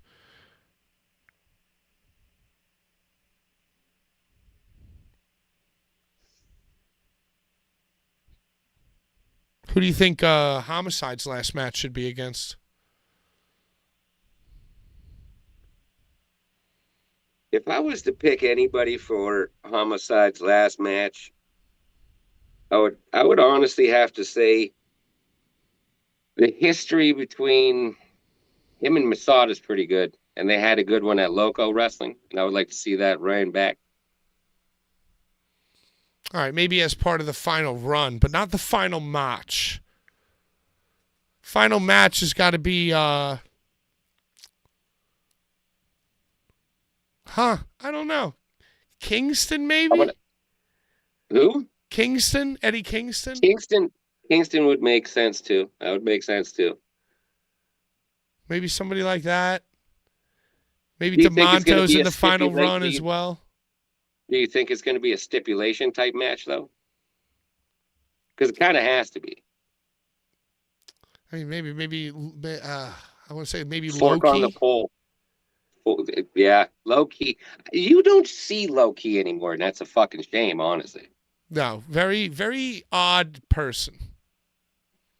You never see him. Last time I worked with him was at House of Glory, and that was 2 years ago. Yeah, I think it's got to be Kingston, or it's got to be Amazing Red, maybe somebody like that. Something like Queens Boulevard. Who is his greatest foe in Ring of Honor? Christopher Daniels or something like that? Daniels, but he retired. He's well, that's officially, that word doesn't really mean anything. What about Daniel Bryan Homicide final match for Hami? Nah, he's done. That neck's broken, buddy. That CM neck is Punk. trash. With real glass. With real glass is the stipulation. Okay, I don't know. I'll Neil take Diamond anybody. Cutter I'll take is anybody. retiring this year as well. I wish Cutter would get that Kasai match, but nobody's going to pull the trigger on that fucking thing. He said right here on this program that he wanted, that was his goal, and that he had fans that had gotten him to Ireland and the UK and to Germany, crowdfunded a lot of the most recent Neil Diamond Cutter adventures, and that he really, really wants Jun Kasai. It just doesn't make any sense that somebody wouldn't have it happen unless Jun Kasai has just told everybody, I'm not going anywhere for a while. But he could go to him. I feel like wrestlers are always going to Japan now. That's like Disneyland. Is to go to Japan. You got to go there or you're meaningless, really. That's how it feels. Larry in the chat says that Homicide's greatest rival in Ring of Honor was Carino. Steven Carino. So he's gonna go against Steven Colby, Carino Sr., not to be confused with Colby Carino, who's fighting Drake Younger. I'm fine with that. I like Colby. I like Colby's fucking work he's done. What's your favorite? So you would that would kind of be cool to have it Colby Carino versus Homicide and make it Son versus the rival. Oh, I don't hate that. Who's Colby, Neil Diamond Cutter's will final go crazy. match? Maybe Neil Diamond Cutter's final match is against Tremont. More glass tubes this time. Yeah, 1,000,000 glass 1,000. tubes. They do 1,000 this time. Or they could do the fucking concrete canvas. I kind of like that. The concrete canvas. I think it should be used more. I mean, the first one that I saw between Schlack and Matt, probably 8 years ago now, was horrible. Matt's I was editing footage. I saw undeniable proof that Matt's little bald head smashed directly into the canvas several times. Once on a superplex, and then his body just slumped over like he was dead. I'm like, oh wow, this is. But when you got a guy like Cutter that's willing to really do anything, it's his last match. Cutter would make that shit different than anybody's seen it. Truly, Madman Pond. You gotta have somebody that's on the end. I feel like there was an ICW show where Masada and Neil fought, and it was like in like the back room of a bar with like a bunch of hay around, and Masada just beat the fucking shit out of him. That was when they went to Texas, I think. It was oh my God. And Masada makes me cringe because he just beats the shit out of everybody. Did he beat the shit out of this guy in this match you called? He did. Yeah. He did. He busted him open the hard way. Because if you're not going to bleed fast, he'll make you bleed quick. So funny. I hope we see him in IWA again, because the IWA starting up again fucking in April. That's what I'm seeing in the chat. WrestleMania. Oh, is that? That's kind of a weird logo for that show. They're trying to be different, man. But IWA is they're trying to step it up. You know what I mean? After the momentum of last year, with that tournament being tournament of the year run, that fueled everybody there. So Carnage Cup's definitely going to be way more gnarly than it was last year. Who does a better Homicide impression, Punk or Homicide? Punk. I don't know, man. Mr. August Records, thank you. I saw that you became a member earlier on. Have fun wielding the Larry emoji. Did you see the Megan Bain, Thunder Rosa, Penelope Ford thing? The run-in, botch. That was pure shit. Yes, not great. Like, there's no Rosa. There's no way you can make Rosa look strong in anybody's eyes in the wrestling world now, because that was terrible. That was the worst shit I've ever seen. Yeah, it honestly, was, pretty fucking bad. Basically, for those of you watching at home, what was it? It was Megan Bain versus Chris Statlander. And then Penelope Ford interfered on behalf of Megan Bain, which is weird, which is a little odd. Yeah. That pairing is strange. And then Thunder Rosa came out to make the save and came in with a chair. And I guess what was supposed to happen, what I'm seeing online, dude, we posted something. It got like 80 comments on Instagram talking about what should have happened, what could have happened, who's at fault, who's the idiot, you know. And I guess the consensus says that the plan should have been for Penelope Ford and Megan Bayne to bail because the heel's coming out, or the face is coming out with a chair, so you bail on the crime. But then there wasn't a bail. There was like a weird standoff. And there was like a weird fake swing by Thunder Rosa to try to make her like bail out of the ring, I guess. Megan Bayne, Penelope Ford didn't do anything. So I think the more I've watched it, and I've watched Bischoff critique it and shit, I think Penelope kind of went into business for herself. Ford because and, she stood in front of the more dominant quote unquote character in Megan Bayne. She stood right in front of her. She took everything into her fucking hands. So I mean, Rosa should have just swung the chair. She should have just swung. Just or at least jabbed it into the gut, give her a chance to go, ugh. You know, instead of doing that remedial swing that she did. Oh, that was, and it wasn't like it wasn't pretty as far as a fake out swing goes. It was very. It looked like Special Olympics. It's one that I would do, like not realizing how heavy the chair is. That looks like my 5-year-old every time he tries to wipe off with a towel. looks special as fuck. Looks like, goddamn, what did I do wrong with you? And then Megan Bayne got tweeted by Kendra Lust, famous porn star. Hey, can you teach me how to wrestle? Winky. And then Megan said, what are you going to teach me? Winky. And then it was like, yeah, I think you will figure it out. So that's pretty sweet. A lot of porn stars want to get into the wrestling world. I support it. Hey, you know what? Why not? Are you interested in this Seven show in Jersey at all? I am. I like what Seven does. I would really hope we could film for him one day.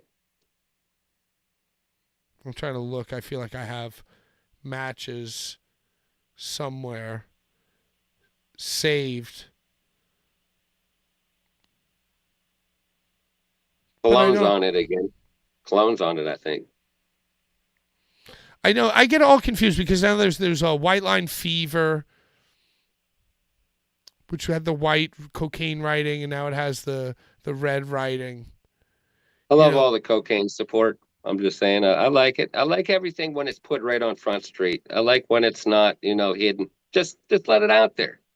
Just let it the fuck out there. Yeah, I totally agree. RSP has this show coming up, which kind of looks interesting as well. That's with Beyond Wrestling, isn't it? Yeah, it's with Beyond. Drew Cordero.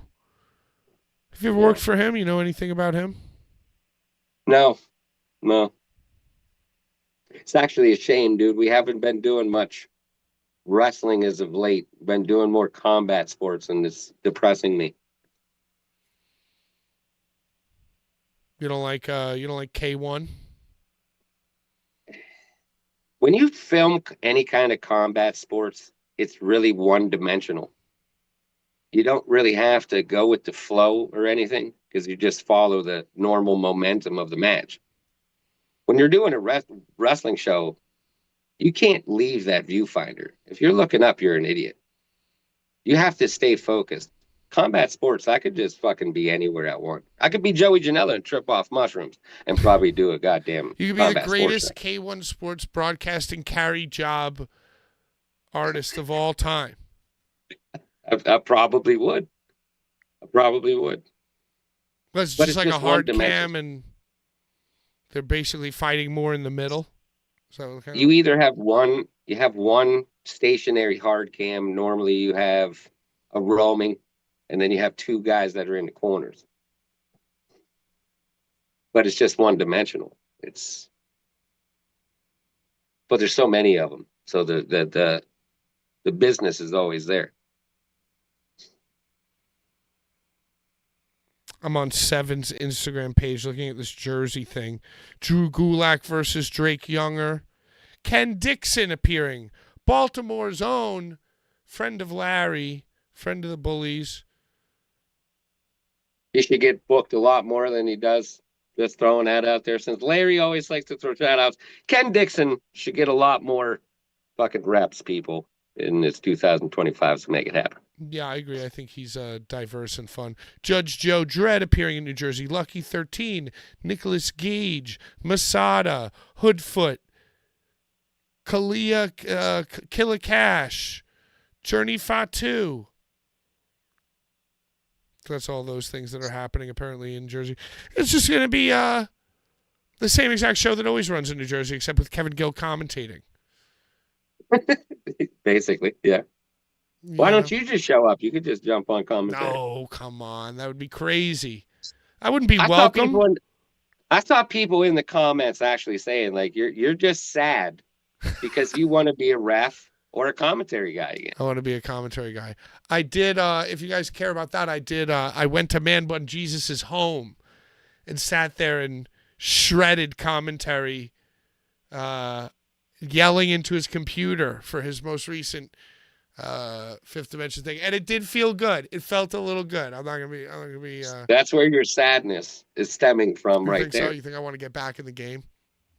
Yeah. Just start shredding on commentary. I don't know. I would need reps. I need reps because I'm feeling like riding a bike. It's like riding a bike. Yeah. Who knows? I don't know. I feel like I was telling my friend the other day. He's talking about getting back with his ex and like how he's getting older and stuff. And I was like, oh yeah, we're talking. He goes, oh, you don't want to settle down? You don't want to have kids? I go, dude, listen, if it happens, it happens. But I've lived during every PlayStation. PlayStations 1 through 5, dude. I'm lucky and soon enough. To be 6. And who knows what's to come. Super Nintendo, Sega Genesis, N64. Hell, even the Dreamcast. The Wii. I've lived through all these things. Why do I need to settle down and get married, have kids? I have PlayStations 1, 2, 3, 4, and 5. Well, I know you used to do a thing back in the day called Love Line and shit, and I have a very terrible aspect on relationships. I don't believe anybody needs them. I think relationships is just a basic need that says you're weak and you have to have somebody's comfort to keep you regulated. I kind of feel that way, especially like, hey, listen, it's nice if it happens, but if it's a goal in your life, you know what I mean? If you get swept up by that feeling, okay, great. Hey, I salute. But if it's like, hey, I'm looking for this to happen, and I'm going to smash this round peg and square peg into this round hole because I need this in my hole and to fill my void. I think that's weird. You just got to just make sure you keep your own shit. Never live with somebody. That's the biggest mistake. Why are you saying all this? You have like 8 kids. Listen, and my relationship is very strange. I've been with my woman, and she knows there's no ring at the end of this tunnel, and she's fine with it. So that's she loves me for that. So that's all good. How many children do you actually have? I literally only have 3 children. You think I have 20, but I feel like there were like at least 5 or 6 jumping around last time. I'm the Stone Cowboy, so there might be more out there. I don't really know. I'm not keeping track, But these are the only 3 I know about that I'm with every day. I love this for you. So, I mean, I got crazy back in the day. How many 3-digit cowboy shirts do you own? I own a lot of these. I actually kind of went bankrupt because I bought so many of them. So, you have more extremely expensive cowboy shirts than children. Yes. Yes, and I'm proud of that because if I had a lot more children than that, I wouldn't probably be talking to you. Once you go to 4, cowboy shirts decrease by 50%. It's a sick ratio. So hey, anybody like me out there who was thinking that in order to own a lot of dope clothing, and cowboy shirts needs to have less kids. 3 is the limit. We've learned That's that. it. That's it. If What you have else is more going than on? that, I want to go to bed. What are you doing? then when you go to bed. I got fucking Arnold Schwarzenegger House of Glory. Fucking that's next week and fucking kickboxing shit. Staying busy, just like Larry. What do you think it is about House of Glory that makes them so sick and be able to draw 10,000 people at Club Amazura every few months? It's an easy explanation. It's the atmosphere of House of Glory. Honestly, their fans are what make it. They're rowdy from the minute they come in the door to finish, and they hang around. A lot of people don't do that shit. They don't hang around. These people hang out an hour afterwards. Even at a club that just had a shooting. I mean, these people are loyal to that brand. I feel like at House of Glory, as soon as the show's over, they like usher you out. They're like, all right, get out. We're turning into a club. That's how it used to be. They don't do that least. anymore. Yeah, not with New York, the New York arena that they're doing it at. They don't really have that problem. Oh, that's how it used to be. Show would end at like 10:50, and it'd be like, Yeah. get out. They were running at La Boom. They used to do that. We Yeah. forgot gear in there because they shut the door on us. Yeah, La Boom. What So- did I say? Amazura? What the fuck is Amazura? Yeah, Missouri. La Boom was the La nightclub. Boom is the nightclub, but Amazura is a thing too. I just don't. It's from my distant past or an acid trip or something. Club Amazura. possibly. Maybe that's where Beyond wrestled.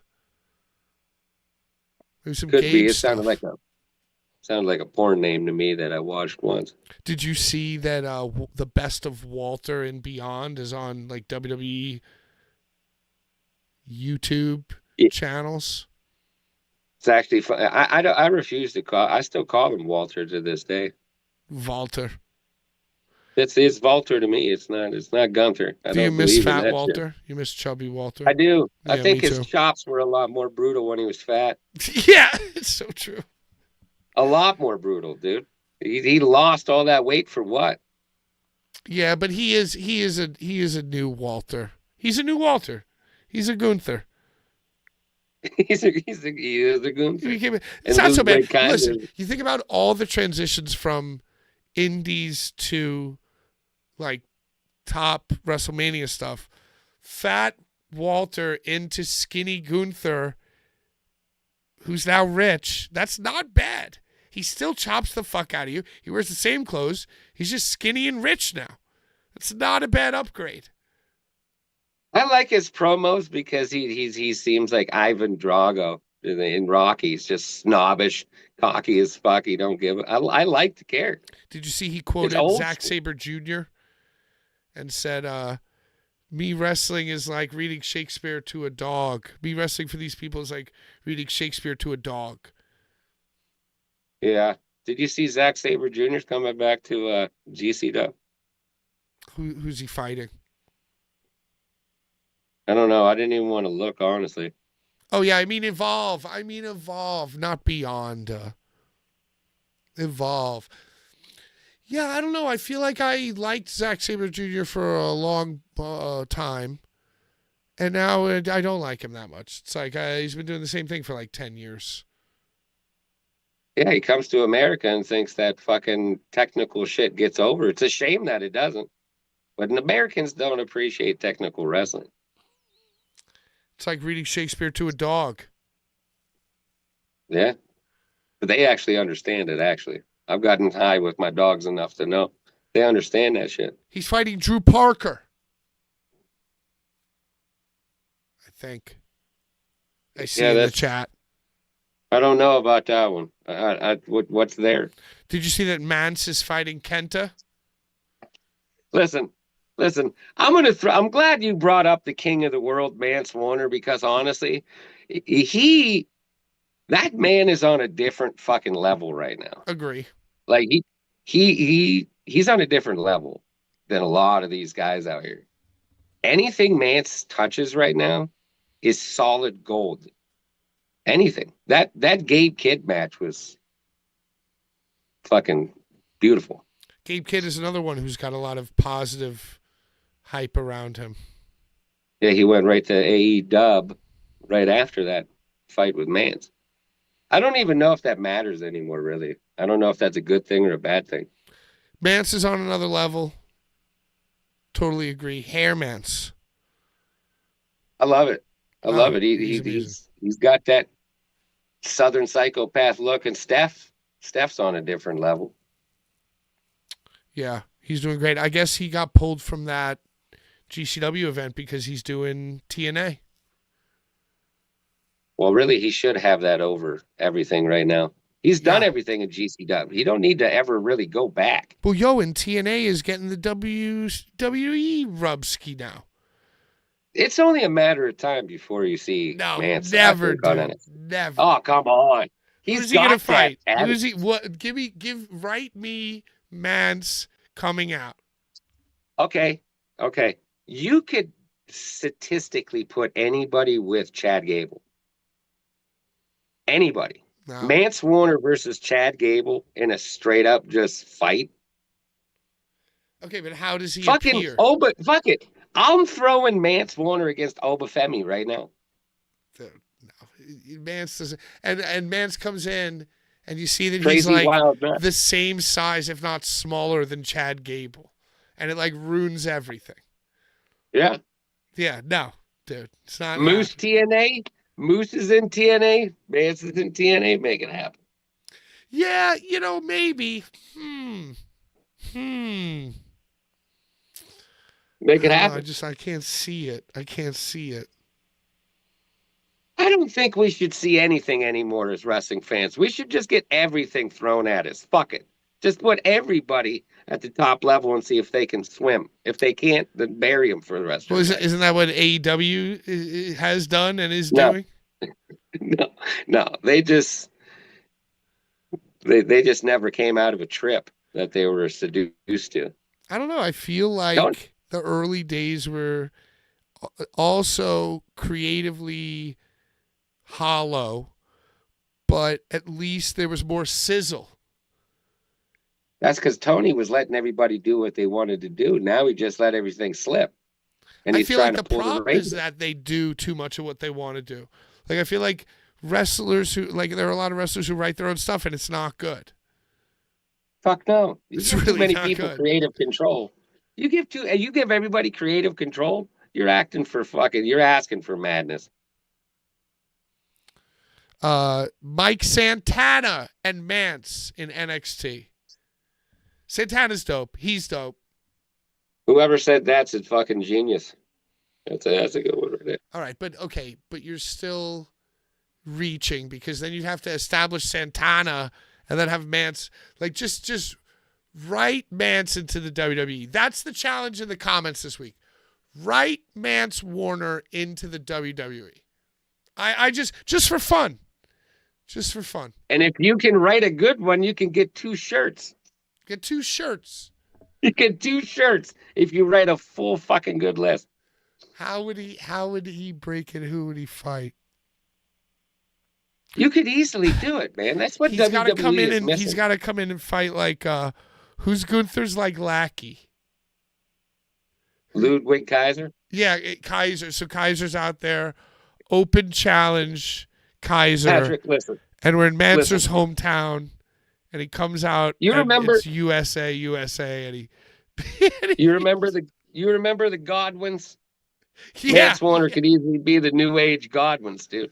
The new age, and Mance comes out, and he beats Ludwig Kaiser with like Dusty Rhodes energy, and then at the very end, Cody Rhodes comes out. They stare each other down. He goes, "Who are you?" He goes, "I'm Mance Warner." And then they salute each other and then kiss on the lips. And Steph's already been there already before, so it only makes sense. Yeah, he raises his hand and off we go. We're writing shit right now. There See, you should... We're doing better but than they are. have to kiss on the lips. Who? Cody and Mance. No, I think Rock's going to do that before. That's how he's going to snatch Cody's soul. He's going to suck it right out of his mouth. Suck it from his tongue. Kiss my ass match is gonna happen. Yeah. What do you? Okay, so let's have some more creative fun. Write that. Write what happens after The Rock caresses Cody's face and says that he wants his soul. What's the next chapter and the conclusion of that? I think you honestly need to make The Rock and Cody Rhodes like Bert and Ernie right now. You got to put them in a Bert and Ernie type situation. Fucking make them do weird ass commercials on a regular basis. And you just see slowly Cody switching into this heel that The Rock wants. Dyes his hair black. That's the final get up right there. So between now and WrestleMania, Cody does embrace the dark side. You know, Cody is a huge fan of Star Wars. There you go. He could be Darth Maul this time. And I feel like this storyline does reek of The Rock knowing or hearing that Cody likes Star Wars and telling his people to do an AI-generated Star Wars wrestling storyline. And that's what this feels like is about to start happening. Well, wasn't Dwayne Johnson in a fucking Star Wars movie? He probably was. He's been in everything.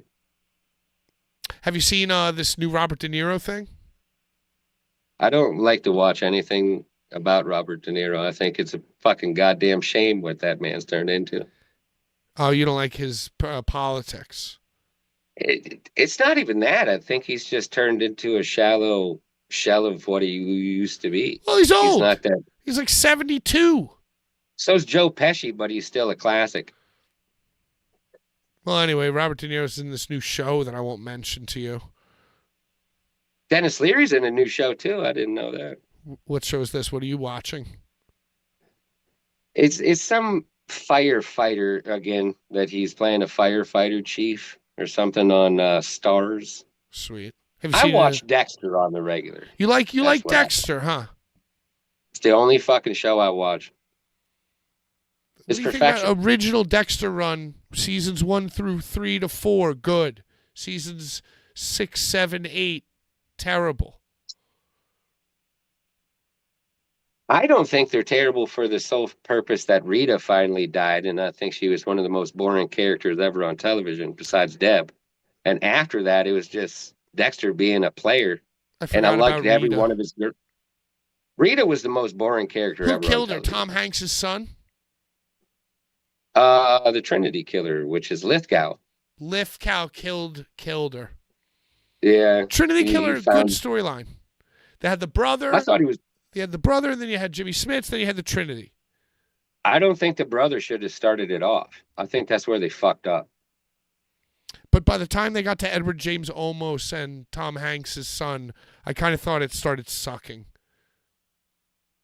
The whole religion thing, I think, is always a Well, terrible they subject say matter. that the inner monologue is like a huge crutch and no-no, and legitimately, Dexter opens the freezer and sees that Edward James Olmos has been dead the whole time, and the voiceover comes in and goes, "He's been dead the whole time," and I'm like, okay, this show sucks. This is fucking stupid. This is so. Everybody's got their fucking moments, man. I'm like, oh, come on. This sucks. Everybody's got their moments, but it's one of the best television shows around. Well, they It keeps you rebooted it interested. once. They had Dexter New Blood. New Blood was terrible. That was the one before this new one. Yeah, the original Sin shit. How was Original Sin?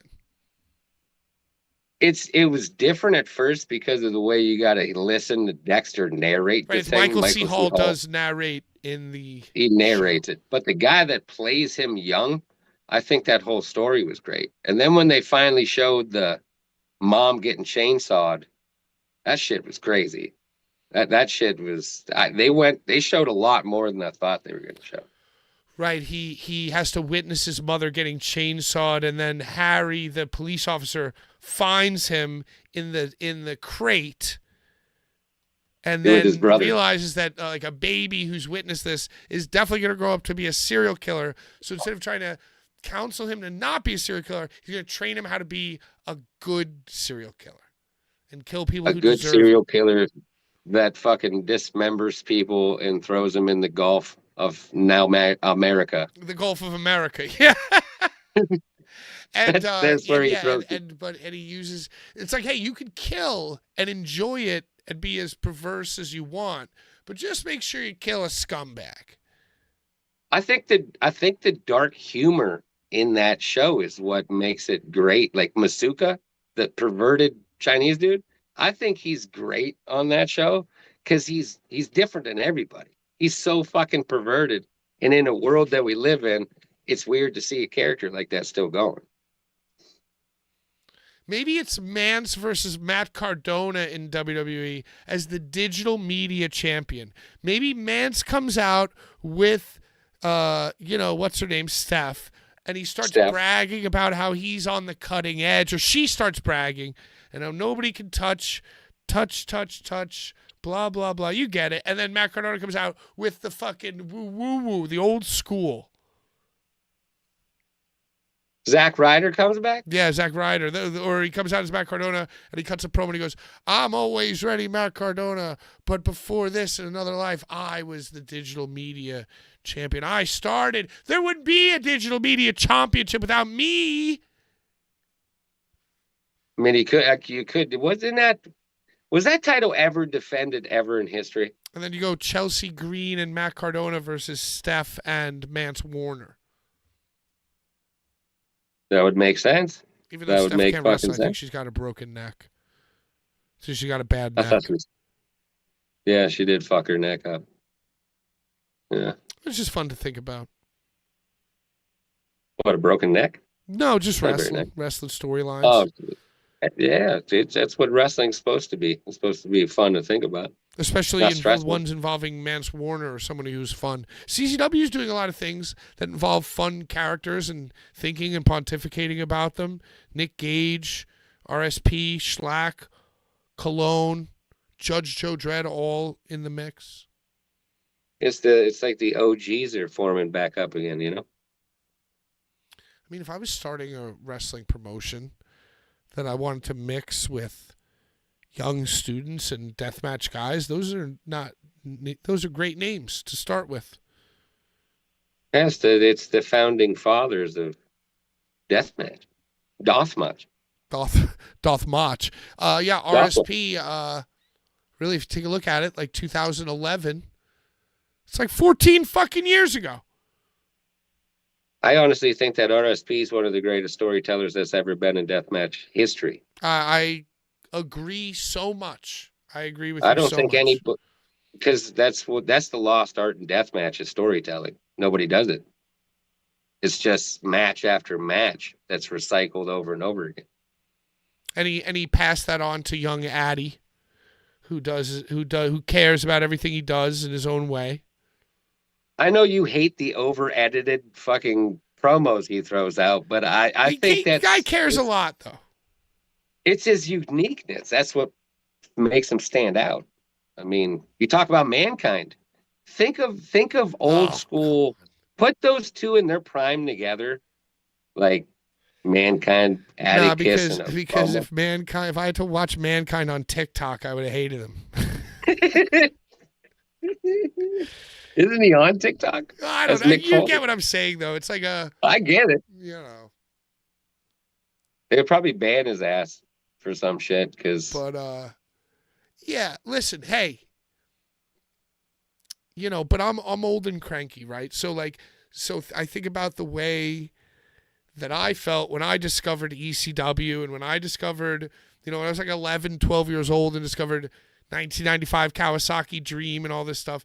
So if I was in Atticus's position, I'd be doing exactly what I'm doing, because that's who you got to think about. You got to think about, like, yo, at any moment, because the internet.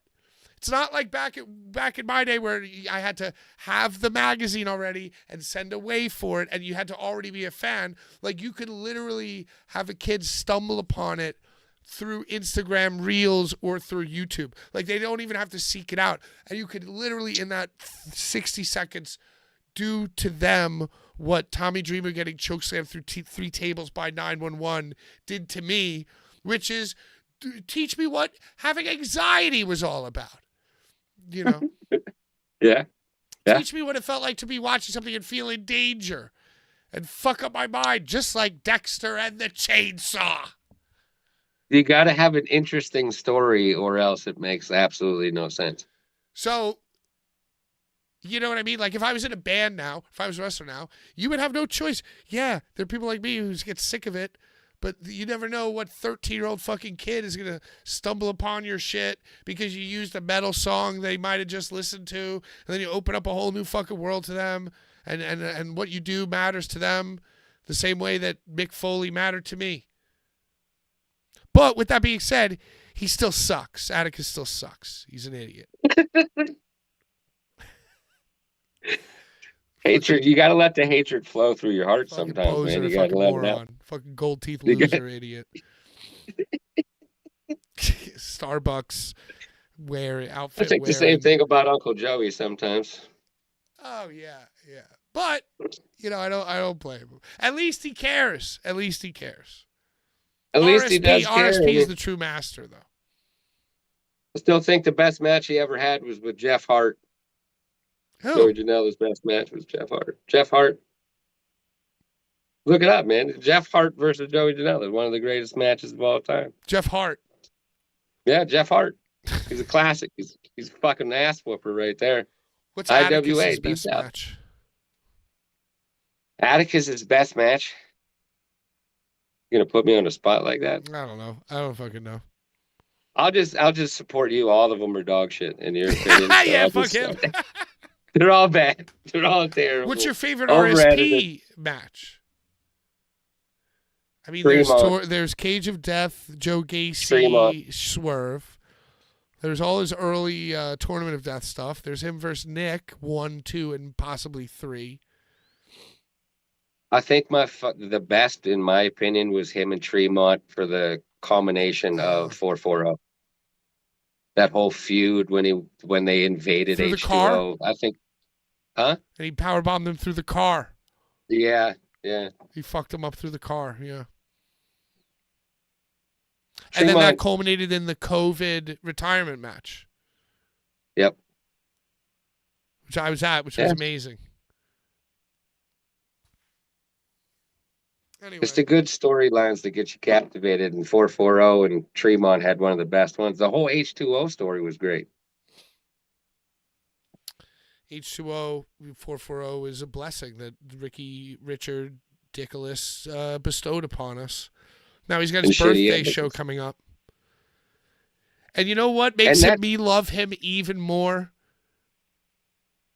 Rhinestone, what? Cowboy, is that What? Ricky is booking the show, and the main event opponent and the guy that he chose to wrestle on his birthday show is Schlack. Well, it's only right. In my opinion, it's only right, man. You want to show up and show out, you got to go for the third bully. I'm not the third bully. I won't take that ever, by the way. That's shellac. It's Schlack, the third bully. That's shellac. He said it, so I'm not taking that claim. I'm currently editing the 2.5-hour recording of me, Schlack, and Bald Steve talking about films, trying to get it down to about 45 minutes. Maybe an hour. I think that's a good idea with the whole movie concept. Just short and sweet. A lot of cutaways to Cameron Diaz talking about fucking Tom Cruise. A lot of cutaways. Endless cutaways to 4 times, David. What movie did you do for the first one? My choice was Vanilla Sky. Schlack's choice was Return of the Living Dead 3. And Steve's choice was Casablanca. A classic. Those were the romance movies for the month of February's program. And then you're doing Irish movies? I think that's what we're talking about, doing Irish movies. And I'm going to give you a spoiler. I'm thinking about an Irish movie.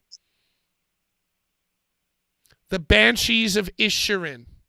I never even heard of that fucking movie at all. Amazing movie with Colin Farrell and the guy's dad.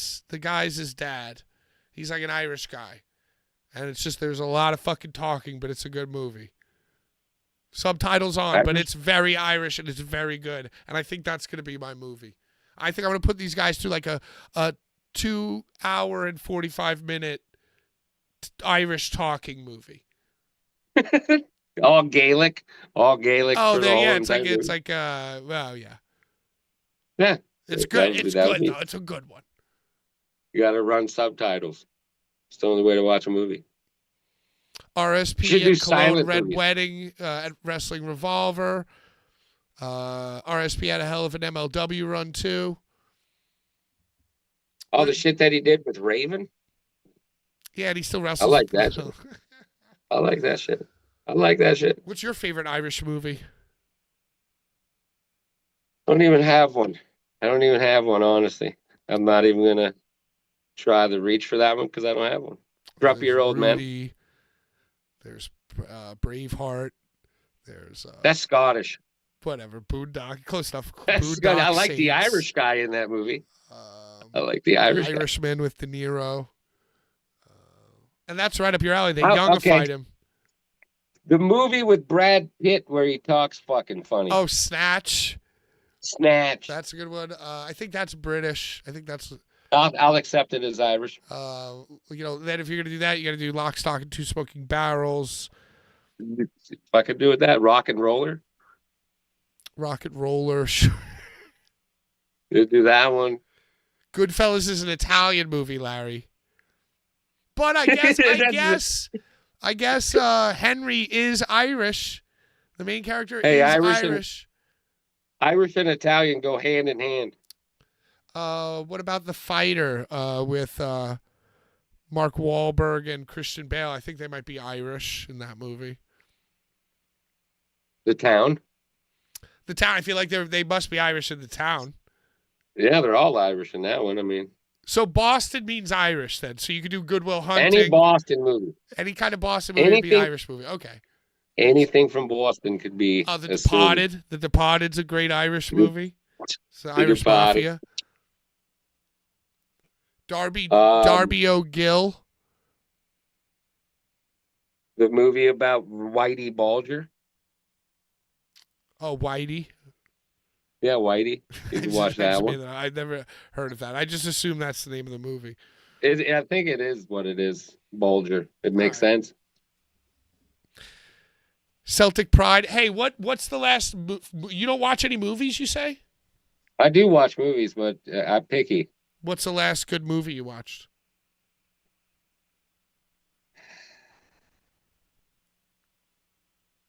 8mm. Oh, with Nicholas? The classic. Nicholas Cage in underrated. Vegas. It's an underrated movie. Sprawling conspiracy. Yeah, The Machine, the fucking crazy S&M guy. Played by James Gandolfini? Yes, indeed. The great Gandolfini. And is the final scene, they fight right near my house, between 164th and 188th Street off the LIE, and he finds him in the house, and they go through the fence to the graveyard, which is right next door to that house. In the rain. That's pretty cool. Yeah, that's right. That's right over. The house is right near me. I want to go there to take pictures of that place. That's a great movie. I was thinking when you said 8mm, I just for a second saw the cover of the Snake Eyes DVD in my mind. Why'd that go through your mind? I just feel like I confuse those two all the time. 8mm is the more gritty, kind of like Seven vibes, like gritty sex dungeon, mutilation, homicide, life on the street type of vibes. Whereas Snake Eyes is the like the boxing, JFK assassination, the fix was in, sprawling espionage. Over the top Nicolas Cage. That's what Snake Eyes was. Because he was so over the top as the cop. You know what I mean? Yeah, he was like the cocaine cop. 8mm, he was all subjective and dark and weird. It's brooding. Yeah, he wanted to give into the snuff films and shit. It tickled a fancy inside of him. Yeah. Have you ever seen Mandy? Dark shit. I have, yeah. Mandy's a great one that Yeah. he did recently. Yeah, that's it. All right, bye. Thanks for being on the show. No problem. What are you looking forward to this week in wrestling? I won't be watching any wrestling because I'll be at the Arnold all fucking weekend. Hey, Rhinestone Cowboy, thank you so much for joining us. Good luck at the Arnold. Arnold Schwarzenegger, yep. Goodbye. Love you. Live for you. Everybody follow Rhinestone on all social media platforms. What's the thing? RTS, STF, STFU? STF Media. If you could dream it, we can stream that son of a bitch, by the way. STF Media. Follow them. Recommend them to all the people who want people like him. Love you. Live for you. Bye-bye. Hey. I'm going to end it. Yeah, here we go. Hey, thank you guys for watching. It's been Blvd Bullies versus the world. I feel like it was a pretty good show. If not, that's fine too. We'll do the giveaways online during the week or in the Discord. Until next time, to all our enemies, die slow, out of time. Bye-bye.